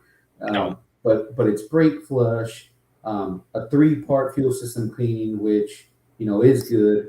A trans flush, or rear diff service or front diff or transfer case. Yeah. That's all they offer. I mean, those are just common things that need to be And they're changed. to maintain your vehicle. I mean, if you want Yeah. longevity out of your vehicle, maintain it. Yeah. If you add it into the owner's manual, people have a lot better believable factor instead of someone just coming up saying, "Oh, you need to have this done." If you But add when it they- in, it's written, it's easier for them to swallow. The if you fun actually one, read it, the fun though, one is isn't it? calling the husband or calling their mechanic. Oh yeah, You don't need that. But I mean, if you actually read the manual, it does tell you, hey, this It amount of does. miles, blah blah Right. blah. right. Who actually But it reads doesn't it? have fuel injection cleaning. It would solve most of your no. 5 fuel injection No. stuff. And you know Uh-uh. what? My Apple company used to have. My company used to have an actual pamphlet, like a trifold pamphlet of all the services and the mileage. We don't even Oh, okay, display yeah. that anymore. Well, you know why the manufacturers aren't doing a lot of this, and they're upping the oil change intervals to something that's extreme, I think excessive, and they don't care because they don't want the car to last forever. No, They don't want the car to last too long, so you buy a new car. But they're trying to like sell you a package deal where, hey, this car doesn't need any maintenance. right. Exact cost you less money. It costs you less money. Yeah, exactly. Hmm. End result Oh, yeah, is the overall cost is less. And on the You sticker, got on the lifetime trans fluid. What's a lifetime trans fluid? What's lifetime dip fluid? That means it's good until you're out of warranty. Exactly. Lifetime sometimes of you the don't car. even last that. Lifetime you is don't good lie. until you're out of warranty. It Do you know sometimes they don't even last the warranty. Do you know? Do you know this about European cars? Their only life expectancy is 100,000 miles. I don't know. I mean, European.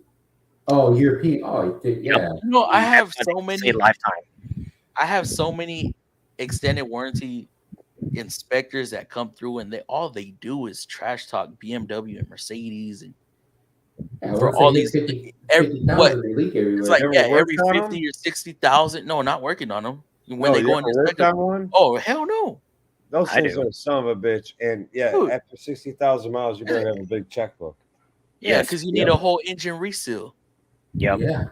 Every freaking gasket or Everything. O-ring is leaking on that motherfucker. You know what Yeah. I told someone recently? I was like, you can't even change a crank seal on a BMW without having 6 special tools, a syringe, and, Oh, yeah. and all kinds of crazy stuff. It's like, why? That is insane. Oh yeah, they're not really designed to be worked on. They're designed to just go up to a certain point and then trade Because and get it. dude, I fell into a damn wormhole of like, what was this company?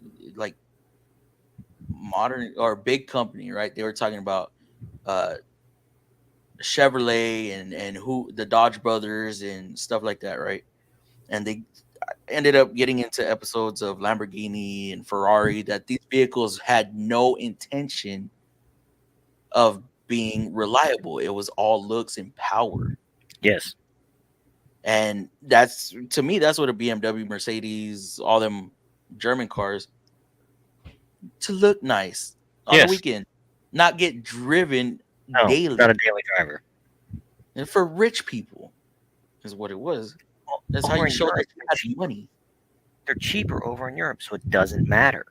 Over here, Yeah. they cost much because of the import tax and the crap that you have to the infrastructure because it's not built over Well, here. Isn't in Europe, aren't these vehicles disposable?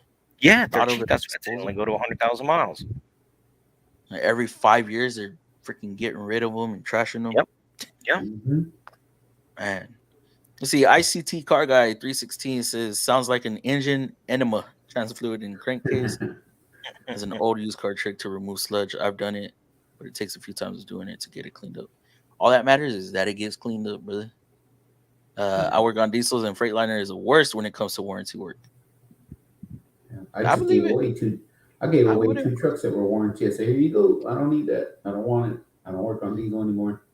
Let me see. We got an update here. Built by Scum. Update on aviation apprenticeship. Tech 3 weeks in. They don't care what brand tools you use as long as you use the right tool. It's a lot of documentation, but way easier and cleaner than automotive. Hey, that's what's up. I'm glad you cleared that up. We did hear about that one time. But Yeah, just make who- sure you torque something though, because then if you yeah. But maybe it's different because you have what are the companies? What's the big one? Boeing. Maybe it's a Boeing thing. Maybe they don't allow certain tools, certain tool brands. But yeah, I feel like Built by Scum. Another thing I heard: do not put your name on your tools, because something I heard too, they can track it back to you if you left a tool in part of the airplane. Maybe you didn't do something else, or maybe you forgot something else, just like you forgot your tool. I don't know. That's just what I heard. I'm not an aviation tech, so I can't really say. But I think Boeing, for the most part, they require mostly Snap-on. Do they? I was just telling somebody, all of our GM training videos, not even, I mean, any video basically, they all have Snap-on toolboxes in the background. Yeah, because it's supplied for them. It looks good. Eye candy. Nice. It's like most military, I think, is Snap-on for the most part. Yeah, I somebody told me, let me see, when I was talking about that Snap-on pry bar, talking shit about them, right? They're like, oh, they're the best tools. That's why the military supplies with Snap-on. I'm like, well, the military likes to throw money away, so I don't believe it. Yeah, it's just a contract. You know what I was gonna say about that is why not like Toyota and have DI import injection? I guess you could take it as look at GM. We have a Mobile One caps still, and this was maybe 3-4 years ago. I heard it never happened, but it was actually supposed to be switched to Castro because Castro was going to pay the money, and it didn't happen. Neither one of them, Mobile or Castro, make the best oil today. Exactly. So what'd you say it was? Pennzoil? I like Pennzoil is one of your top. Pennzoil, Valvoline. I mean, you always have what's it called? Oh shit, I'm brain farting. Yeah, I can see the smoke. They make all the full synthetic shit. What's the hell's the name of it? Royal Purple. No.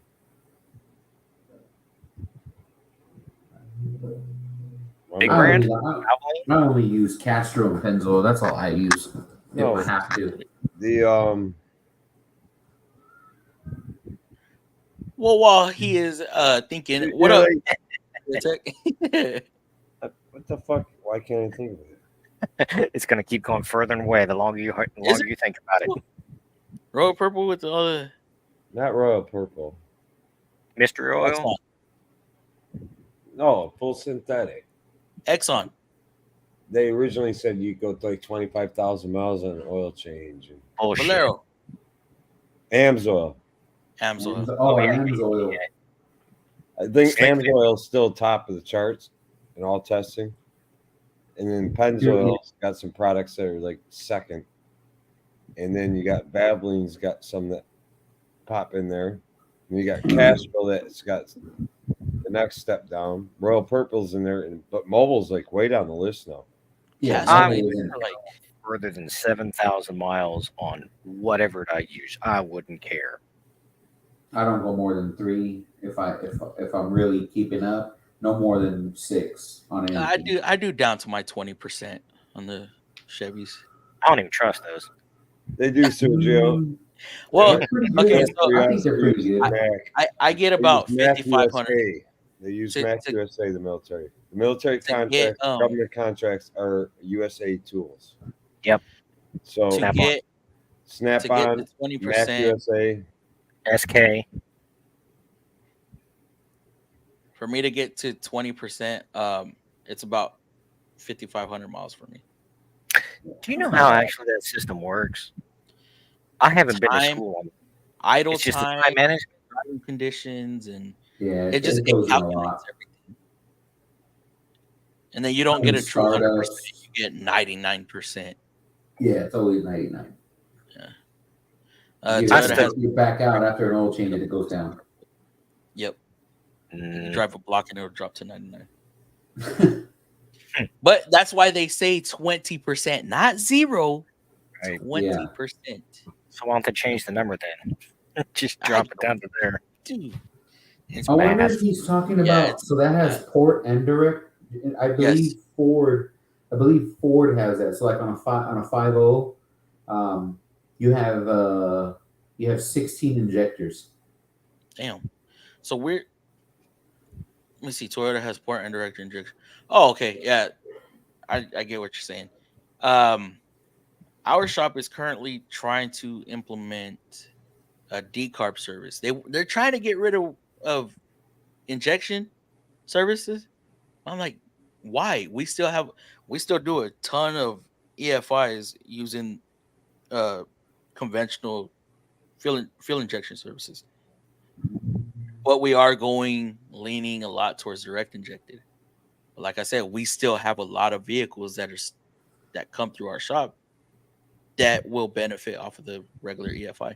So I'm like, man, sell both. But when You need you guys, anyways. but You when need you a do an decarb EFI, injection service. when you do an EFI, are you going straight to the fuel line or the fuel rail? Yep. We disconnect the fuel line, disable the pump, which Yeah. I don't even disable the pump anymore. I put a plug in it. They sell us plugs. See, and and run it off of the fuel. GM vehicles haven't had a fuel rail port, and I think the last truck that might have had it was maybe like 2011, maybe before the. See, I did not like GM's injection service because you had to run the fuel pump at the same time. I don't believe that was a good solid. Oh no, we always pull the fuel pump, so it would connect to either the rail. I have one sitting in my toolbox that I had bought, my personal. I never used it, but I also have other fittings that can connect directly to the fuel line Well, or to the fuel rail. Aren't you sending the cleaner back to the fuel tank? Yeah, but it's running off of the. I know, but you're still sending fuel back to the fuel tank. Not all of it. Not all of it. Not enough to worry. I mean, if it's a 12 gonna ounce, get ran. if it's a 12-ounce can, how much are you sending back to the tank? Probably about 4 ounces. I was like, man, that's I don't know. That's a long Yeah. run. I mean, but you're running all 8 injectors off that cleaner. How long does it really take to clean them? You know what I mean? Yeah, 10 But 5 that's minutes. how they now when we do them now. Most cars don't have. Obviously, they don't have fuel rail or they don't have none of that. So Yeah. you're So you basically doing disconnect it. the. You're basically doing a decarb on all the new vehicles. Also, y'all run it through a Basically, vacuum. is there a reason to do anything more than a decarb on the newest and greatest and latest of vehicles? Yes. I don't think so. Our gasoline is Yeah, it's pretty refined good so now. good. You don't really need that kind of shit. Yeah, our gas is so good. You Y'all shouldn't don't up think there's gonna injectors. get carbon built up on the injectors? No, Carbon's different. Carbon on the valves, but not in the injectors. no. I can pull Um, injectors off an engine that's got 200,000 miles off it. The Or typical yeah, not injectors are carbon. clean as hell. Really? It's the valves that's the issue. Yeah. I don't know. I've pulled some Injectors that are gummy. injectors that look. I mean, they're black. I mean, they look like you can't even Yeah. get fuel out of them Where's the Yeah. car from, though? here. Or well, I mean, Arizona, anywhere. Okay. Then again, it depends on like where you get the gas from. If you get it from some no-name place that doesn't get their gasoline changed out every couple days, yeah, you're probably gonna have that kind of crap because that's from water. Yeah. But I mean, hell, here there's a tanker in there every other day. Look, I'm still selling it. All right. Yeah, me personally, I've never pulled out any I'm still injectors that selling it. look. I've never pulled out any injectors on a truck, a car, and said, "Wow, those are pretty damn clean." No, Unless you're they running always look like V shit. power, all the time, or Chevron with Techron. Yeah, You Yeah, can put you your need own a shit in good the tank and be the same thing. yeah, you It's can. diluted. It's diluted. You're not running And straight that chemical. It's diluted. It don't work as good. You might as well dump Now, 44K. we have bulletins specifically for carbon and all that on valves and all that, and they tell you do not run cheap gas. You have to run a top tier gas. right, Yeah. it's more Is that clean. is that gonna keep it clean? I don't think so, but it'll help. Everything. Well, I mean, look, we need to have clean engine air filters. We need to make sure we're running good quality fuel. Um, oil changes are so important. PCV valves are so important. Doing your tune-ups when you should. Yeah. Just, it's a whole. Yeah. That's why they say a car is the worst investment because you're constantly having to do something. It depreciates in Mhm. value. You're having to maintain it. Got to do repairs on it. Just, People don't look at it as if you don't have a car, you don't get to your job to make your money. yeah. They don't look at it that way. And mechanics are the worst at it too. We'll do our oil changes. Yeah, like 1,000 over. I've been putting mine off for like a month, and I have the Oh, oil and everything in the bro. back of my truck. Come on, Yep. now. I drive it to work every day, and I'm like, I'm gonna walk to my car. I'm gonna pull it in and change oil, and I I just go home. dread, bro. I dread. Like, fuck, I got to do it today. No ifs, Oh, ands, I or know. buts. Damn. Mechanics, carpenters, electricians, plumbers, we're all the same. We do this shit during the day. Why the hell do we want to go home and do it? Yeah. Yeah, I've been to a lot of Sometimes you got public to. houses where they'd say, "Hey, you can't use the toilet down here. You got to go upstairs." Mhm. Like, I why just did can't I use brakes the right toilet now. down here? They're like, "It's broke." You're a plumber. Yeah, well, it's broke. Yeah, I ain't got time to work on my own stuff. right. I'm not I gonna just make did- that 3/10 on my own stuff. Mm-hmm. No, Yet if we get paid for it, we're all over it. Also in Europe, poor people tend to not own cars, so that those that can afford Right, repairs. right. Okay. Yeah, I mean they got a hell of a lot better public transportation system in say like London than like here in Atlanta. It's a fucking joke. Very true. Very true. You're lucky. You guys work at dealerships. Ah. I work in independent world. You know, there's the worst customer I have is the 24-year-old that thinks he got a great deal on a BMW because he got it for 14 grand. And, you know, a couple years ago, that car was $90,000. Yeah, I know. That's my worst customer. $100 worth of Why work. did it depreciate so bad? Because They're all like that. Are they? they're going to need like $6,000 worth of repair today and another fucking Just for 6 one grand side. in a month or 2 months. Or Mhm. And of course, you touch anything on it, everything else breaks. Honestly, I don't think Yeah. I've ever sat in a BMW. They're nice. My buddy just bought one, but he makes Ah. big money and he always trades them in. But I mean, it's like I would never buy one. the My Spark niece was bought- trading my in niece before bought they one. got 70 grand or 80 grand on them. Mm-hmm. My niece bought one thinking it was a cool car. I was like, do not buy that damn car. You're gonna have problems. Well, I just He can't bought it stand when anyway. somebody comes into me with 19-inch wheels and they how much are the tires? Oh, yeah. You don't have anything for like $129? You ever see? Get the I know. fuck out of here. Dude, Dude. You got a I know. BMW. Get the fuck out of here.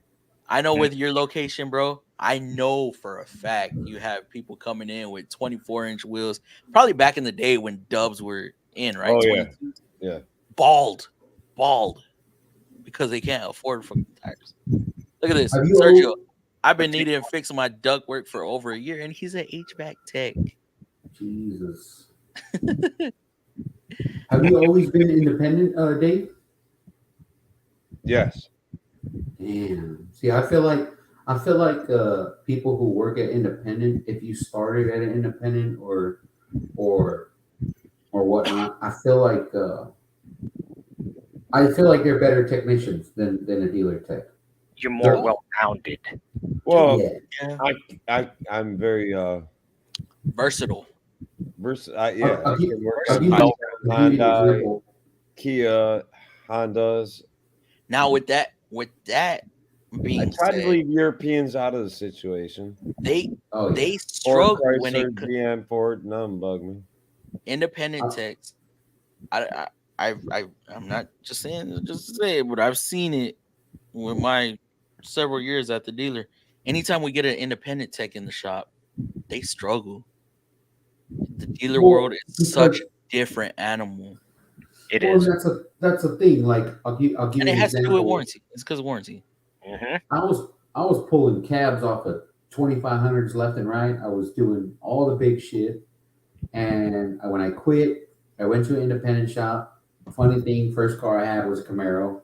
Fixed that. Fixed a couple cars. Fixed a couple Fords. Couple water pumps. This and that.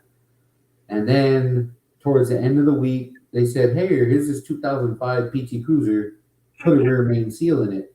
I said, "No, I'm going home," and I quit. I was like, I don't want to do that. I was like, that's not something I do. And like for me, it was just like that was it. That was my breaking point. Like even after the dealer, like I was at an independent shop for a week, and I was like, this is not going to work. I was like, this Dealer's this a lot more sucks. centralized too. You got your engine Well- guys, your transmission guys, your trim Not guys. no more. It just depends on the shop, man. And but when I was at that shop, they had this young kid. He was only like 18, and I was like, "Hey, man, did you start here?" And he's like, "Yeah, this is where I started. I went to school. I came here, and I was a lube kid, Give me and a few minutes, guys. now they got me." He's like, "And now they got me pulling engines. I watched them pull an engine like on a Malibu, and in my head, I was like, bro, I could have that done in a day, less than a day. He took like 3 or 4 days, but he was like, oh, I got to replace an engine. He just got to it. And I'm like, that kid, if he stays in an independent shop, he's going to be able to do what he wants. Like he started here. This is what he knows. When you started a dealer like I did, the best way I could explain is you're spoiled because Yes. you work on the same thing. You work on, every failure. You know, when a car comes in, you already know what it is. You don't really, there's not too much dive to it. Right. You're in an independent shop, it's a whole new world. You got to work on everything, anything. You got to learn their schematics. You got to, Fuck ups. and it's just, And that's the way I see it. That's why I went back to the dealer because I was like, I know this stuff. Nothing's changed in the last 3 years. Like No. I'm gonna hop back in, you know. Yeah. And guess what? Nothing's changed. Maybe they're private jets. Maybe built by scum. Maybe. Let me see. Tools left on planes have been responsible for crashes. Sure. That's why, and it's multiple people that work on the same plane too, at once. I'm working on Gulfstream jets. That's what's up, bro. Foreign object debris or FOD in general. FOD. Oh, Foreign object debris. yeah, right there, man. I'm tripping. My pops works at Northrop Grumman. Okay. Working on spacecraft. Poodle snap on there. Damn, snap on everywhere. Even Nissan. And I think I saw JT go to school, right? They have snap on in the training centers. Yes. If I'm not mistaken. Nissan has snap on in the training centers. Most places like that are going to have big contracts. So yeah, it's what it is, which is fine because it gives you a standard quality tool all the way around. Yeah. You know what you're looking for. True. The military uses Snap-on because they have to have USA made tools whenever possible. But there's other tool companies that are USA made. Yeah, I think Snap-on's just one of the biggest that They've been around the longest, or most of the longest. Yeah. They've already been around over 100 years, haven't they? Yeah, like 1910, 1912, something like that. Keep up the good work, Mr. Flip. Appreciate you, DLC. Appreciate the donation. Very much appreciated. I thought they also use Mac. Oh, though they also use Mac. See, there you go. Adding letters in there that ain't even there. I love Schaefer's. Schaefer's, is that a additive company? Shannon? What is that? I know the name. Schaefer's or Chafing? No, Schaefer's. I forgot what the hell it is. Chafing. Chafing. I think My it's Mac oil. guy. Is it? I think so. My Mac guy's brother has a route on one of the bases. Oh wow. What up, Paul P? How you doing, bro? Our Mac guy comes with his mom. SK sold their company. They're made in Asia now. As a lot of that sucks. I had some SK tools. Did you? Mm-hmm. I have one SK. I've had it for years. I've never lost it. Yeah. And I don't use it either. Now that I don't work at I work at Chevy, but it's one of the like the Toyota those stupid plastic caps for the oil filter under the car. Oh yeah. I got a SK. I got a aluminum one, like a metal one. It's chrome. Oh, those aluminum ones are so much better than the damn plastic ones. Yeah, I got them from BMW. No, mine. Yeah, so mine's metal. Mine's a chrome one. But I remember when I was at that Goodyear, we had a big set, and they were like real thin, like almost like sheet metal looking. Like Harbor Freight. That's what it was. Yeah. The no-name oil filter tools strip, and they suck. No, I have an SK chrome one for that. I don't use it anymore. Block off the return line. Harbor Area Tech on the GMs, the ones that I'm talking about or that we were talking about, they're teed in. The port is teed into the feed line. So that's why I'm saying about it going back to the only ones that have a return line are the diesels. Yeah. So that's why I'm saying, like, you tee into it, right? And then they were running it at the same time as they were using the apparatus, which I feel, you're diluting the mixture. But like Anthony said, like Anthony said, they would disable the fuel system. But then you're sending a lot of the cleaner. Yeah, okay, yes, you start it back up, and it's gonna send that cleaner back through. I get that. But I think now, if you want to clean your injectors, go to AutoZone, get you a can of fuel injector cleaner, and dump the whole thing in your fuel tank, and eventually it'll make its way through, and you'll clean it out. Once every 3 months, I'm fine. It says do it. Well, see, that's the thing about ours. No, do it in a quarter tank. Oh yeah, By Barry means B12. By Barry means B12. That is a monster. I'll put that in everything. Yes. Do it at a quarter tank. It's less Mhm. diluted. Berryman's B12 will run an engine on its own. Yeah. Some of this stuff that you It see with will, the man. green cap that's sold on the counter for $3, It's just piss. yeah, you're not. It's probably water, water with a little bit of cleaner in there. Because if you Ever since I saw my oil consumption with that B12, I recommend it to everybody, bro. I put like I don't know how many cans in my tank. It wasn't until I soaked the pistons with it, and no, I can't even remember last time I changed my damn oil. I'm so dude, behind, and the it has Berryman's not Chem Tool burned is a anything. monster. The Chem Tool dip, that shit is a monster too, man. Oh, yeah, I've seen that one. Yep. Parts I just cleaner. don't know where to Because get it. what you mean, Ben? I think you could order it online. Yeah, maybe.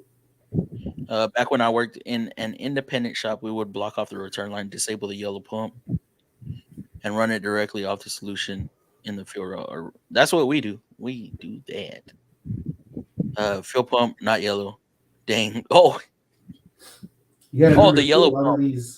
a lot of these new cars have vacuum pumps, so to even introduce a decarb, you were having to go through. We usually go through the map sensor, um, just because you can't. But if you disconnect the mass airflow, it either won't run or it'll run like crap. So. Really? We could run off of with it disconnected. Obviously, you have to disconnect it Yeah, before you would have to disconnect turning it. the Yeah, ignition on, and it'll run at Mhm. a fail safe Yeah. But condition. most of the loop kids are just going through the map sensor and running the decarb. Does your guys' BG thing have that stupid gas pedal thing that revs every couple? Okay, so we don't have that yet. We don't have That's that horrible. service yet. The tool's like what, $600? I don't know, but I think it's a waste of money. I wouldn't even if I were to tell your guys to not even buy that. So the way you're supposed to do it is you're Do supposed a to have video. Do a video is on it. a yeah. I'll have to do it the next time Yeah, do a video. my buddy's using it. I don't They like tried that thing. explaining it to me, and I couldn't grasp it. I'm like, what? As far as What? I know, the only reason it gives it gas is so that it doesn't flood the cylinder. So it doesn't pull up in the intake Yeah. and So, but the yeah. correct way you're supposed to do it anyway is you're supposed to use a gas pedal compressor and keep it at about 1,000 RPM, and you run your decarb. Then you shut it off when you're done. You let it hot soak, and then you start it and get everything out, which works. Why And then not fire it just up and smoke out the shop. why? Yeah, exactly. Right. Yep. But they came out with this BG tool that when I first saw it, the guy's like, "Oh yeah, you got to use this." And I'm like, "I ain't using that, bro. Get away from me." Look, okay, customers out there, if you want, just be careful. Okay, what cleans real good and comes? Your house has it. Everybody has it. Bleach. Water, Oh yeah, steam. Mhm. I've made several concoctions and stuff like that that has had ice water at the decarb a valve. Just fucking have. You're gonna need a little bit of help, but get you a spray bottle, put it on mist, spray every few seconds. It's gonna hit your piston. It's gonna hit your valve. It's gonna steam up and break up that carbon. Yep. DIY. I can't tell you some of the stuff I put into a canister and sucked it into the intake. How about have you ever cleaned like rear drum brakes? Have you ever cleaned them with water in your sure shot? No. No. I've had a parts cleaner before, but Parts cleaner, yeah. But I used to work with a guy, and I don't know how true it is because I never looked it up. Have I done it? Yes, but yeah, he was like, "Hey, bro," he goes, "Get brake dust and everything on water." He goes, "You can use brake clean, but water gets it off really good." And I was like, "What the hell? I never Compressed heard air. of that." Compressed air. I ain't breathing that No, shit. I'm talking about but like when you got to clean, I mean, you're trying to get all everything off. No, it was a joke. Oh, was a but yeah. joke. So I mean, I've seen people do it, but I mean, Even though I was even just though like, we're not using asbestos anymore, just you don't know. You don't want to just Yeah. blow that stuff off. Just You'll be picking black boogers out your nose for a week. oh, dude, man, Oh, I'll do yeah. it. Dude, I'll cut rotors and I get Yes. freaking, or just messing with the brake system. You get And you smell blow it. your nose. You Mhm. know it because you can smell it. Like, what the hell is that smell? Like, Do that's you rinse your rotors Just- with water after you cut uh-huh. They tell us soapy water. Pro cut. them? I Pro would cut always tells just us. use water. I know guys that never do that. One guy was like, "What the hell are you doing?" I was like, "Hey, bro, you're supposed to." Our training videos say you're supposed to, when you do your brakes, you gotta rinse them with water. He's like, "Why?" He said, "Hey, bro, I've been a mechanic 20 years, bro. I have never done that." I was like, No, it's just gonna make them rust up quicker. all right, well, Do I do I don't it? think we, No.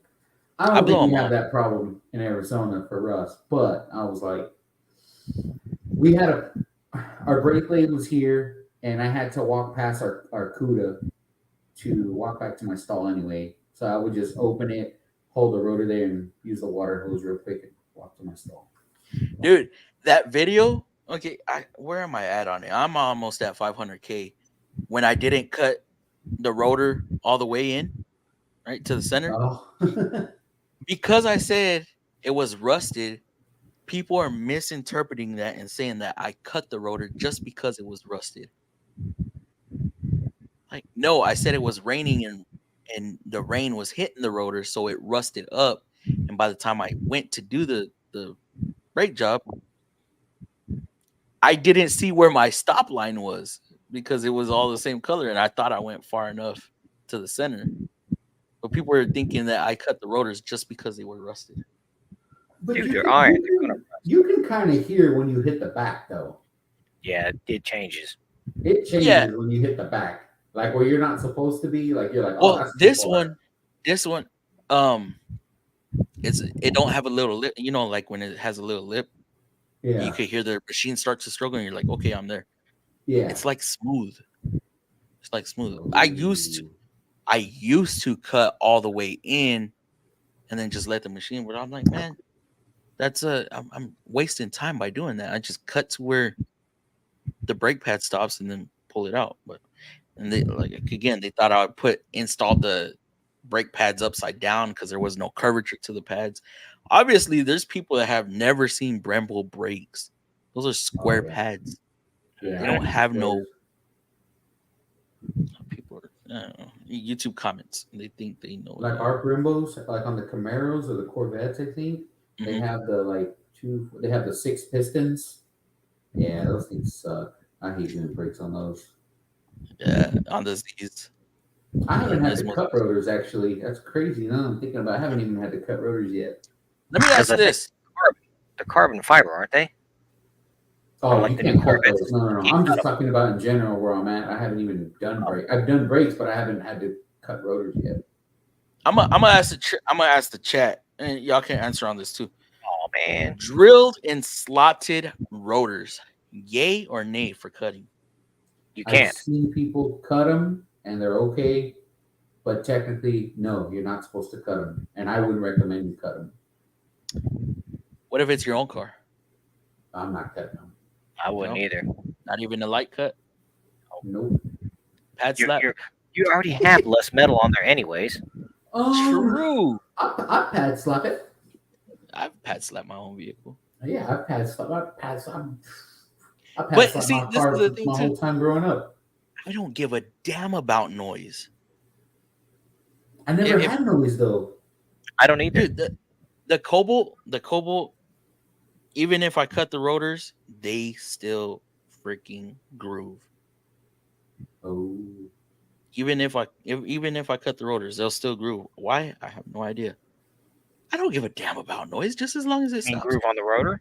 Yes, Change different kind of rotor.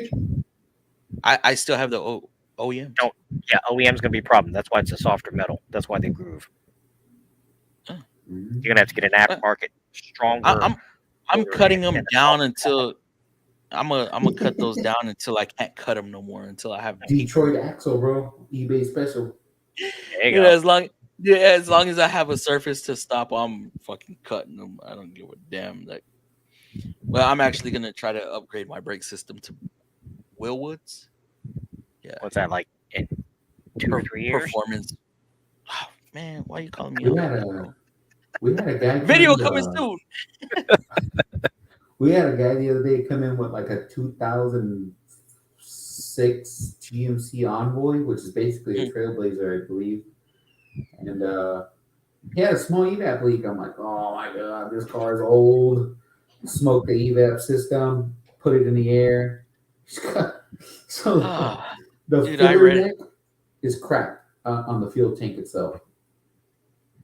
there was a man. What was his name? What's his name? What's his name? I know his picture. He has like a BMW, older BMW or Mercedes on his VMC or something like that. Um, talking about customers coming in like 25-year-old cars, and this is a recent comment. Like 25-year-old car. He came in, wanted an oil leak fixed. They fixed an oil leak, but they had multiple oil leaks.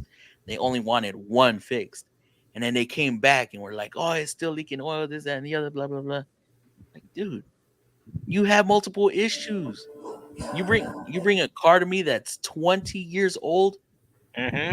I'm writing up so much stuff and I am gonna be mad. My parts department's gonna be mad, the advisor's gonna be mad, and I'm gonna be mad because you're gonna decline everything. It's gonna total out that car. But it's my job. So did independent shop for 5 years before entering the dealer. Great stepping stone for dealership. Once at a dealer, you master that brand. I got you. So doing independent, you can learn the basics of every car make and model. Every make and model. Um, but it all depends on the person too, Harbor area, because some people they just have a hard time learning. And if I It, think I think it you should know, be the other way around. Going to a dealer first, getting the training because they're well, not even at a dealer.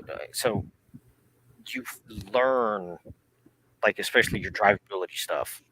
You learn how an air conditioning system works. You learn how electrical systems work. From there, you can kind of figure out every car basically has the same, but they're done a little different. Once you've learned that route, then you can go on and do other stuff. yeah, I the will thing say is, this though. we get stuck at the dealer because we I get got, spoiled, like Anthony said. I got to head out, Um, guys. I did. I was all there right, Dave. 15 years. Appreciate you. I got to head out. Thanks for having me on. Later, Yes, man. sir. Always. Nice seeing y'all. Have a good week. Yes, sir. Thank you. I was gonna say something too. Oh, Get spoiled. not only that. Wait, hold on. Wait. Free training. Right? I know that's the You know, purpose. Free training. Yeah. you know what's good about our 100. shop though? Our training is paid. Our training at my shop is paid our A rate. I think I turned in like 20 hours worth of training just this week. On Most top of ours the is like 80, on top of the eight 80 hours. hours that I already made for this pay. I think I capped out at 80 hours, and man, I'll be honest, man, I had like 60, I had 55 hours on Monday, and I was like, man, this is not gonna end well. I started doing my training. It's like I'm gonna get me 20 hours of training, I'll be set. And then I ended up closing, I think we closed like 80 hours on top of the 15 or 20 hours of training that I sent in. So You go in tomorrow? hell no, not And no. oh, it's a Saturday and it's closeout. Oh, I got nothing to do. I got like my one stall has a cylinder head pulled off. It needs cam and lifters. They haven't approved it. They're going to because Dodge is the guy bought the truck at Dodge, so it's their extended warranty. yeah. They already approved teardown. It needs cam and lifters. Now we're waiting on the approval for that. I got a Corvette. No, my other stall's free right now, but they finally approved the engine with the one that I found the piston rings in it and the oil pan. So they approved that one, but we ain't got no engine. Oh, you know what? I do have a car, and it's for engine mounts, but I don't know if we have them. It's got a truck. Um, dude, what is going on? I need like freaking. I need to eat some fish because I am forgetting what I was gonna say. No, is that your go-to for remembering stuff? Mine's old Isn't it? age. I don't know, They man. say I eat think like this fish, not this fish. I don't know which one of you guys are saying that anybody could pull apart a car, and I don't believe that because I had Anybody guys who can turn apprentice. a wrench that has the mechanical knowledge to be able to Yes. pull something apart and put So it back together. I'll give you an example. I had guys apprentice under me while I was an apprentice, and there was some guys that we were just like, yeah, this isn't gonna work. After Yeah, 2 3 weeks, I we remember. know it's not gonna work. I Yeah. remember what I was gonna say. Kev, Hmm. do you miss closeout at dealerships? Miss it? Yeah. Uh, that's a And no. end of the month stuff where they're trying to rush anything and everything out the damn door. I No. wish it was like that. Oh my It's not god, at the bro. one I'm at. Dude, Yeah, the service man. writers are the worst. I'm like, oh, can you do Oh, this? I'm like, dude, I've been waiting for a week for this, and you're just now handing it to me. Screw you. dude. Just because your pay ends at the end of this or in the middle of the week, don't mean Yep. mine does, man. I still have. No, I Dang. know. It's always their rushing attitude. I'm like, Woo. seriously? Sometimes I'm like, calm down. Hey, if we don't get it, by Wednesday, we still look. We could roll it over till Yeah. Thursday, and you'll start off the month a little better. You know, mine was one of the dealers that got shut down in 2010, Mm. and our boss, owner, whatever you want to call him, pain in the ass. He come down one day, and it was like Wednesday or something, and he tells us, "Hey guys, all right, we are shutting down in 2 weeks. I need you to get your stuff done. Blah blah blah blah blah blah. I'm gonna have people coming in about a week and a half to appraise the lifts and all this." And of course, all the techs look at each other like, "Okay, cool. So that means we're going tomorrow." Sure enough, half the shop was gone the next day. Um, so all the stuff that you had to finish up, I had a 10-hour job. I finished it up the next day, and my stuff was on the rollback record. It was mass exodus. He had people in that next day taking out the lifts. Like, yeah, not like you didn't know that this was going to be planned. Shit. There's no way you can have someone come over the next day and start taking lifts out like you sold them at an auction. Dude, that had to have been planned. Yeah. Lie to us like it's, dude, yeah. I appreciate the what is it called? The heads up, but whoo, Yeah, I know exactly. safer spoil. Like my friend's Rise up brother, this. he works with us too. Bro, he a 2013 Malibu. He recommended a timing cover and oil pan, and they approved it within the hour. And he was like, "Oh shit!" He's like, Should I do it or you want me to pass it on?" I'm like, "Hey, bro, you either want to learn or you don't. Just get it. We'll help you. Your brother's right next to you. I'm next to your brother. Hell yeah. We'll help you." He pulled it apart for the most part himself. He put it back together for the most part himself. Like he's got it, and he's never worked on a car that extent. Like he was like a timing cover. Like I'm Dude, like, bro, it's not that hard. I have that whole job done in 3 hours, bro. It one of took my him a day and a half. trainees when he came under me, which he's still there, thank goodness, because he's doing pretty damn good. But he came in, and what did he end up with? Was like I think it was like his first or second car, fucking timing cover on the Armada. So I don't want to do it. Do it. It is a good job, bro. And this is this customer is one of them sticklers. Sticklers. They're real picky on who works on their vehicle. He's like, Oh, I'm scared. I'm like, dude, don't be scared. Just pay attention to what you're doing. Yep. Be as organized as you can, and you'll be all right. They're not that hard. They're just time consuming. That's all. Yep. They're just nuts and bolts. No issues. I was like, bro, you gonna be all right. You gonna be all right. I'll put some time into you. Let's see. That AC Delco decarb solution is pretty damn good. AC Delco offers one. Chrysler does too. Oh shit. We used water to clean the brakes. We were old school with everything works well. Okay.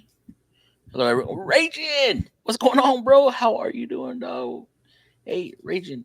You might need to, guys. If you have a green FM badge, y'all need to hit me up with y'all's address so I can get y'all out some magnets. If y'all haven't gotten one already. Brake and tire machines. Oh, brake and tire mechanics always black at the end of the day, dude. Brake Worked at clean. dude. I worked at Discount Tire, and they're like, yeah, just prepare your, because I was living with my parents at the time.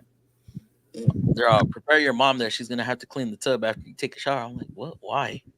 Well, the first day dude, the first whole day I was there, I came home black. Black tires are, ooh. Yeah, it's a mess. Oh yeah, air agent, high leisure. You can cut them to a certain extent. Talking about drilled and slotted, or were you talking about the drilled and slotted, or just rotors in general? I've done a light cut on drilled and slotted only once, so man, like scratch cuts like 1,000th of an inch at that, like barely. Because each time you pass a drill spot or a slotted spot, you're doing that. How off? Yeah, you're doing that to the bit. So less metal to take off, the better. But if it was my own vehicle, I'd probably chance it. The customer's vehicle, probably not. Will I use the on car? Probably not, because I don't want to mess up our $10,000 machine.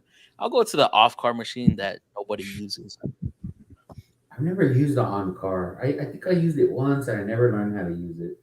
Dude, it's easy, bro. It's awesome for like the Hondas where the shit's pressed on.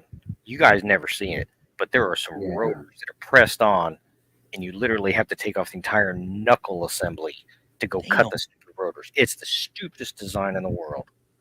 When they had an on-car brake lathe, they were beautiful. I always use the what's it called, and I mean, off-car. I mean, yeah, think about a fixed rotor.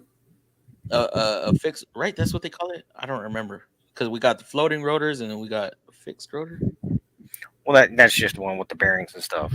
Yes. You're not gonna get paid an hour and a half to cut rotors on an off car. You're gonna charge to fucking take that hub apart. Yeah, that's where cutting the brakes is gonna come into play, if you can, versus replacing the rotors.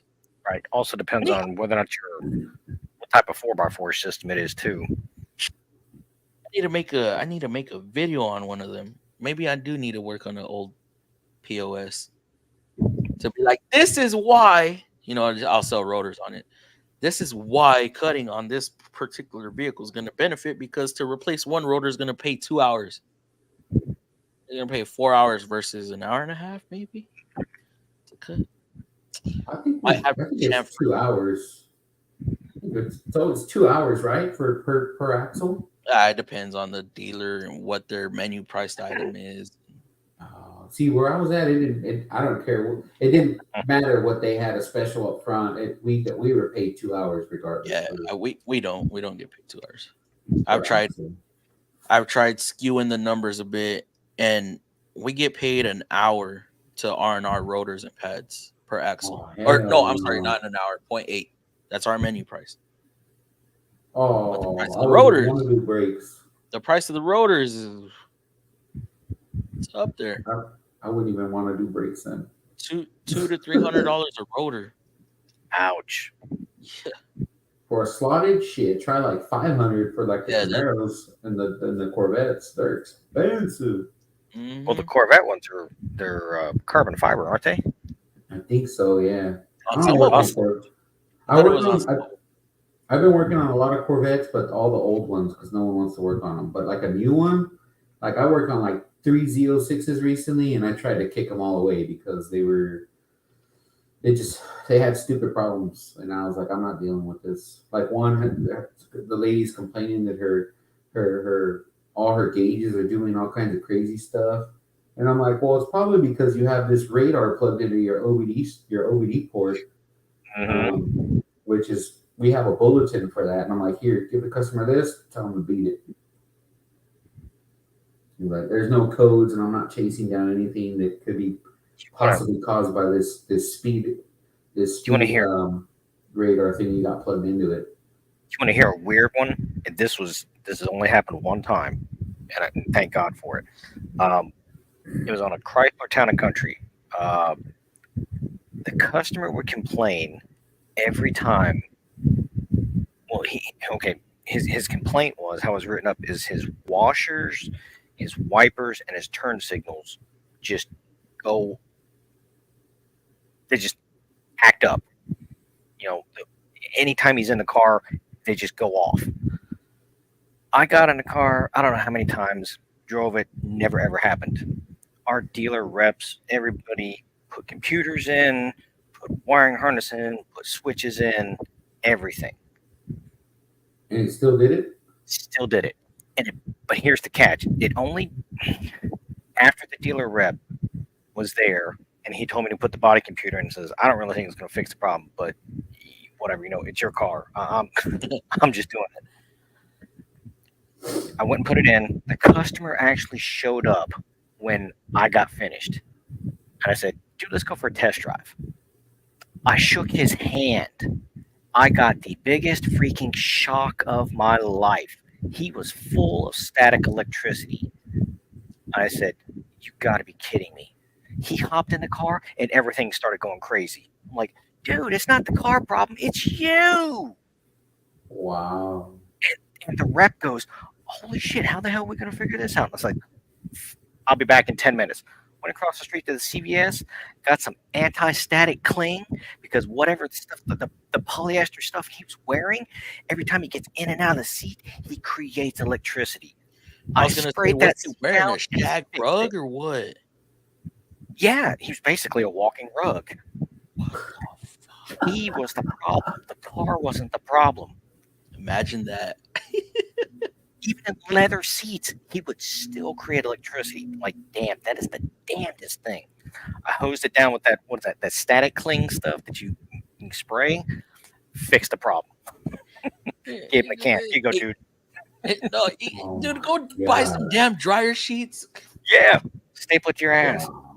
Dang, that is so That's weird. crazy. That's definitely the weirdest one I had to figure out. I did it on the what is it, the driveway where the customers are at and stuff. Yeah. Check this out. Check this out. Make this make sense. Okay, to R&R rotor on a 2002 Frontier. This is non-4-wheel drive. One side pays 1.4 hours. To do the other side, you only get 7/10 more. Oh yeah. Okay. Where's the overlap? Where's the never overlap? yeah, The see, we tires. never followed that ever. We The never tires followed are that. overlap. What? Where you getting That that should at? be a minute. That's Oh, all that data. Yeah, oh, see, we data? never followed all data because Dude, what does all it say that. for brake pads? A 0.7? let me see. Yeah, front pads 0.7. Yeah, see, we had the machine rotors obviously, so we always charge 2 hours. I mean, the technician got paid 2 hours regardless. Like, dude, you're doing that We work. never You're doing followed that all amount data. of work on this side also. So where are you getting 1.4 and 2.3? That should What be kind a of car was that? minimum. Even if you replace pads and rotors, we always got 2 hours. That should be a minimum of 3 hours. 2.8. 3 hours Double was it. if you had to do a diesel and it was the one that had the hub that was on it. You had to take the hub off first, and then you got to your rotor. Oh yeah, that was 4-wheel drive. My bad. It was 4-wheel drive. But what was that, Kevin? Trying to figure out what kind. You said an O2 Frontier? O2 Frontier. But every car is which like have that the though and fixed all rotors. that. I'm looking what Protoman has. I think they're all the same. That's what I'm saying. That's why we never went off of all data for brakes. It was always 2 hours. Didn't matter what kind of car it was. He said it is 4x4. Yeah, it was 4x4. Let's see, and I had to go under brake pad replacement because it wasn't showing it as a rotor, as a disc. It said, "See, brake pad replacement." What the hell?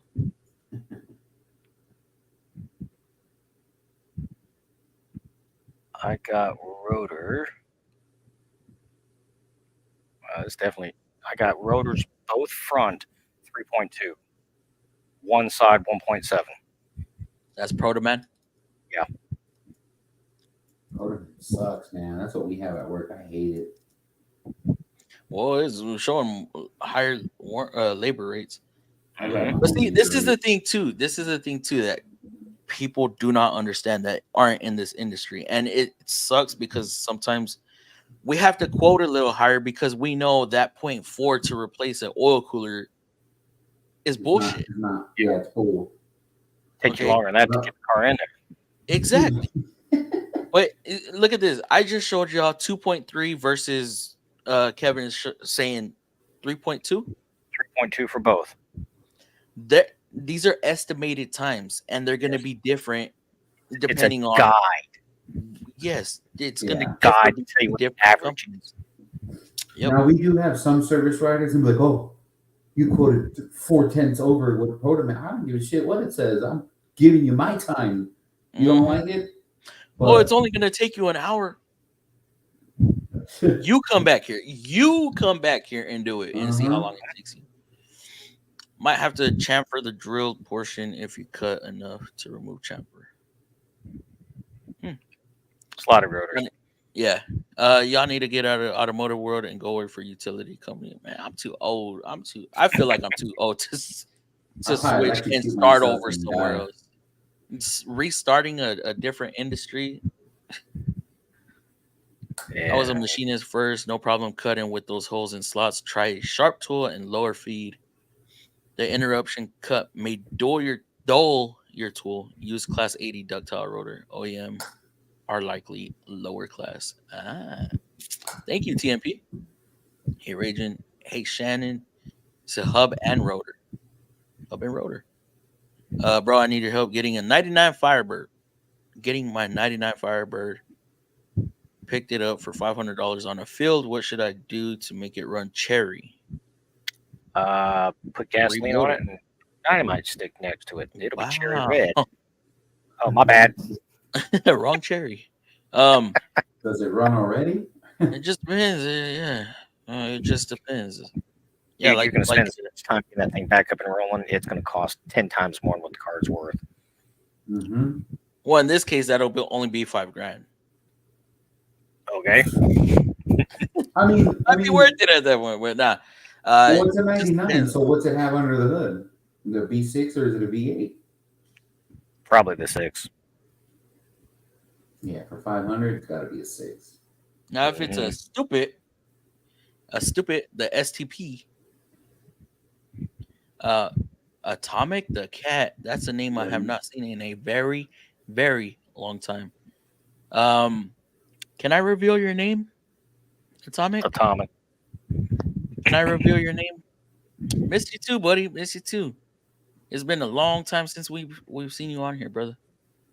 Let me see, bro. I need your help. Yeah, it just depends on the condition of that vehicle. Yes, guys, it's Turner. Look, it's Turner, guys. What's going on, bro? How you doing?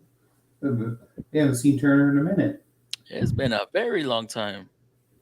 Thank you for resubbing and is it a resub or were you already subscribed through this account? But thank you for joining the membership though. Let me see where we at. Or hubbed rotor. The other are hubless, but they call them floating and fixed, I believe. Ooh, he's got an LS1. I'd put new spark plugs, wires, run a decarb, and call it good. We would charge 5 hours to do front brakes, cut rotors, and repack bearings on older Land Cruiser. Oh, Got 5 hours to repack bearings, bro. Are you kidding me? Damn. Dude, I have. Dude, even though repacking bearings is not that hard. No, You just not at all. whoop. Hell, you didn't even need to do that. You got one of those little machines. Oh yeah. I ain't spending money on that. This is free. True. I was born with this. But you know what? You can get a Harbor Freight one for like $5. Still spending money. I gotta spend the gas to drive over there. Look, I'm being frugal right now. Gotta spend the gas to go over there. I gotta wait in line. I gotta see if they even have it. And if they ain't got it in green, I don't want it. Yeah, that's true. Paint it. I can, but then I gotta spend money on the paint. That's Yo, true. Transking FM fam, sorry you just got home. You good, Chris? Even though we're about to shut this down, I wasn't trying to be on here past midnight, and then we're already there. Email sent. The correct address is. Oh, okay, Regent. I'll get that out to you, brother. Thank you for being a. I think you're at like 4 months or 5 months, something like that. Yeah, it's getting about that time. I gotta go in tomorrow. Can't be late tomorrow. I got in trouble last time. You gotta go to work tomorrow? 2 Saturday. Yeah, bro. Every other. Oh man. Sorry for I'm the. so glad we don't work Saturdays good, bro. at this dealer at all. I missed you. Miss you too, bro. Miss you too. It's been some time. If we fix cars on Saturday, we get paid $5 more or whatever our rate Really? is. Yeah, we're. Hold on. I was happy to get lunch. Oh yeah, we get free. lunch too. No, we don't get lunch. We get a snack. Whatever. We do. Like when they buy us lunch, like pizza, we get 2 slices. Oh no, they bought so much pizza, bro. There are people were taking boxes. That's why I said, look, they just want us to eat something to regain some of the energy. They're not trying to get us full. Y'all ever work full? Oh yeah, we eat and go right back to work. Anytime we go to Mexican, oh my god, it's like game over the rest of the day. We went to Red Robin talk the about other day. motivational killer, bro. You go eat we go to Roadhouse on Fridays, right? Oh yeah, a nice steak, and then you get back Somebody to went work there and you're like, oh, no, I don't want to work no more. Ice cream, bro. You guys got Freddy's over there? Yeah, I'm not. You won't. I do. If I eat ice cream, bro, you better. We ain't stopping. I better hit every green light, and I'm parking in my stall and running. Okay, that's how much time I have. If I'm lucky. We get Freddy's ice cream, bro. Or sometimes the ice cream guy comes, the Mr. Frosty. You ever seen the Mr. Frosty? We got Mr. Softy. I don't know if it's Softy or Frosty, but he comes in a little truck, parks out front, and he blue got and white everything. truck. It's like a blue and white truck. Yeah. Give you a little card. I make fun of it. Softy. Oh, gross. 99 Trans Am would be an LS1 if a V8. And he forgot to switch my account. Oh, okay. Now you have 2 subs from me. Hey, winning. Oh my gosh, Turner, how you doing, man? Hey you all awesome people, Leisure, Shannon, and everyone. I've been wondering where you were. Was beginning to worry. Yes, you had us a little bit worried, brother.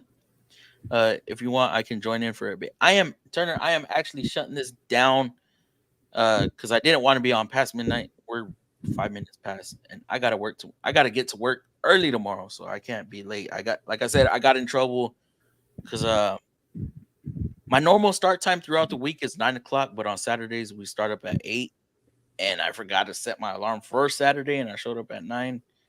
Oops. Yeah, I got in trouble. Work, projects, life, and a break from social media. Don't worry, Shannon. If I die, the world would be the same. How you find out? Somehow find out. Yeah. Hopefully that don't ever happen, bro. I mean, not anytime soon. Have a good night, Fluff and FM fam. Blessings and good night. Good night, Chris. Thank you for coming in. Sounds good. Miss the hell out of your lives. That was the go-to. Turner, good night. Guts to get up early tomorrow. Same here. Not a problem, Fluffy. Just happy to see you. Yes, and Turner, if you on next Friday, you're more than welcome to come on, bro. We need some of your brain. Later, FFM. Keep on hustling. Appreciate it, bro. And thank y'all, everybody who came through. Turner, thank you for subbing from your other channel and becoming a member. And yeah, can't wait to see y'all on Tuesday. Saturday, no, not Saturday, Sunday on the 1st, I have a very important video dropping. If y'all like discounted tools, hint, hint.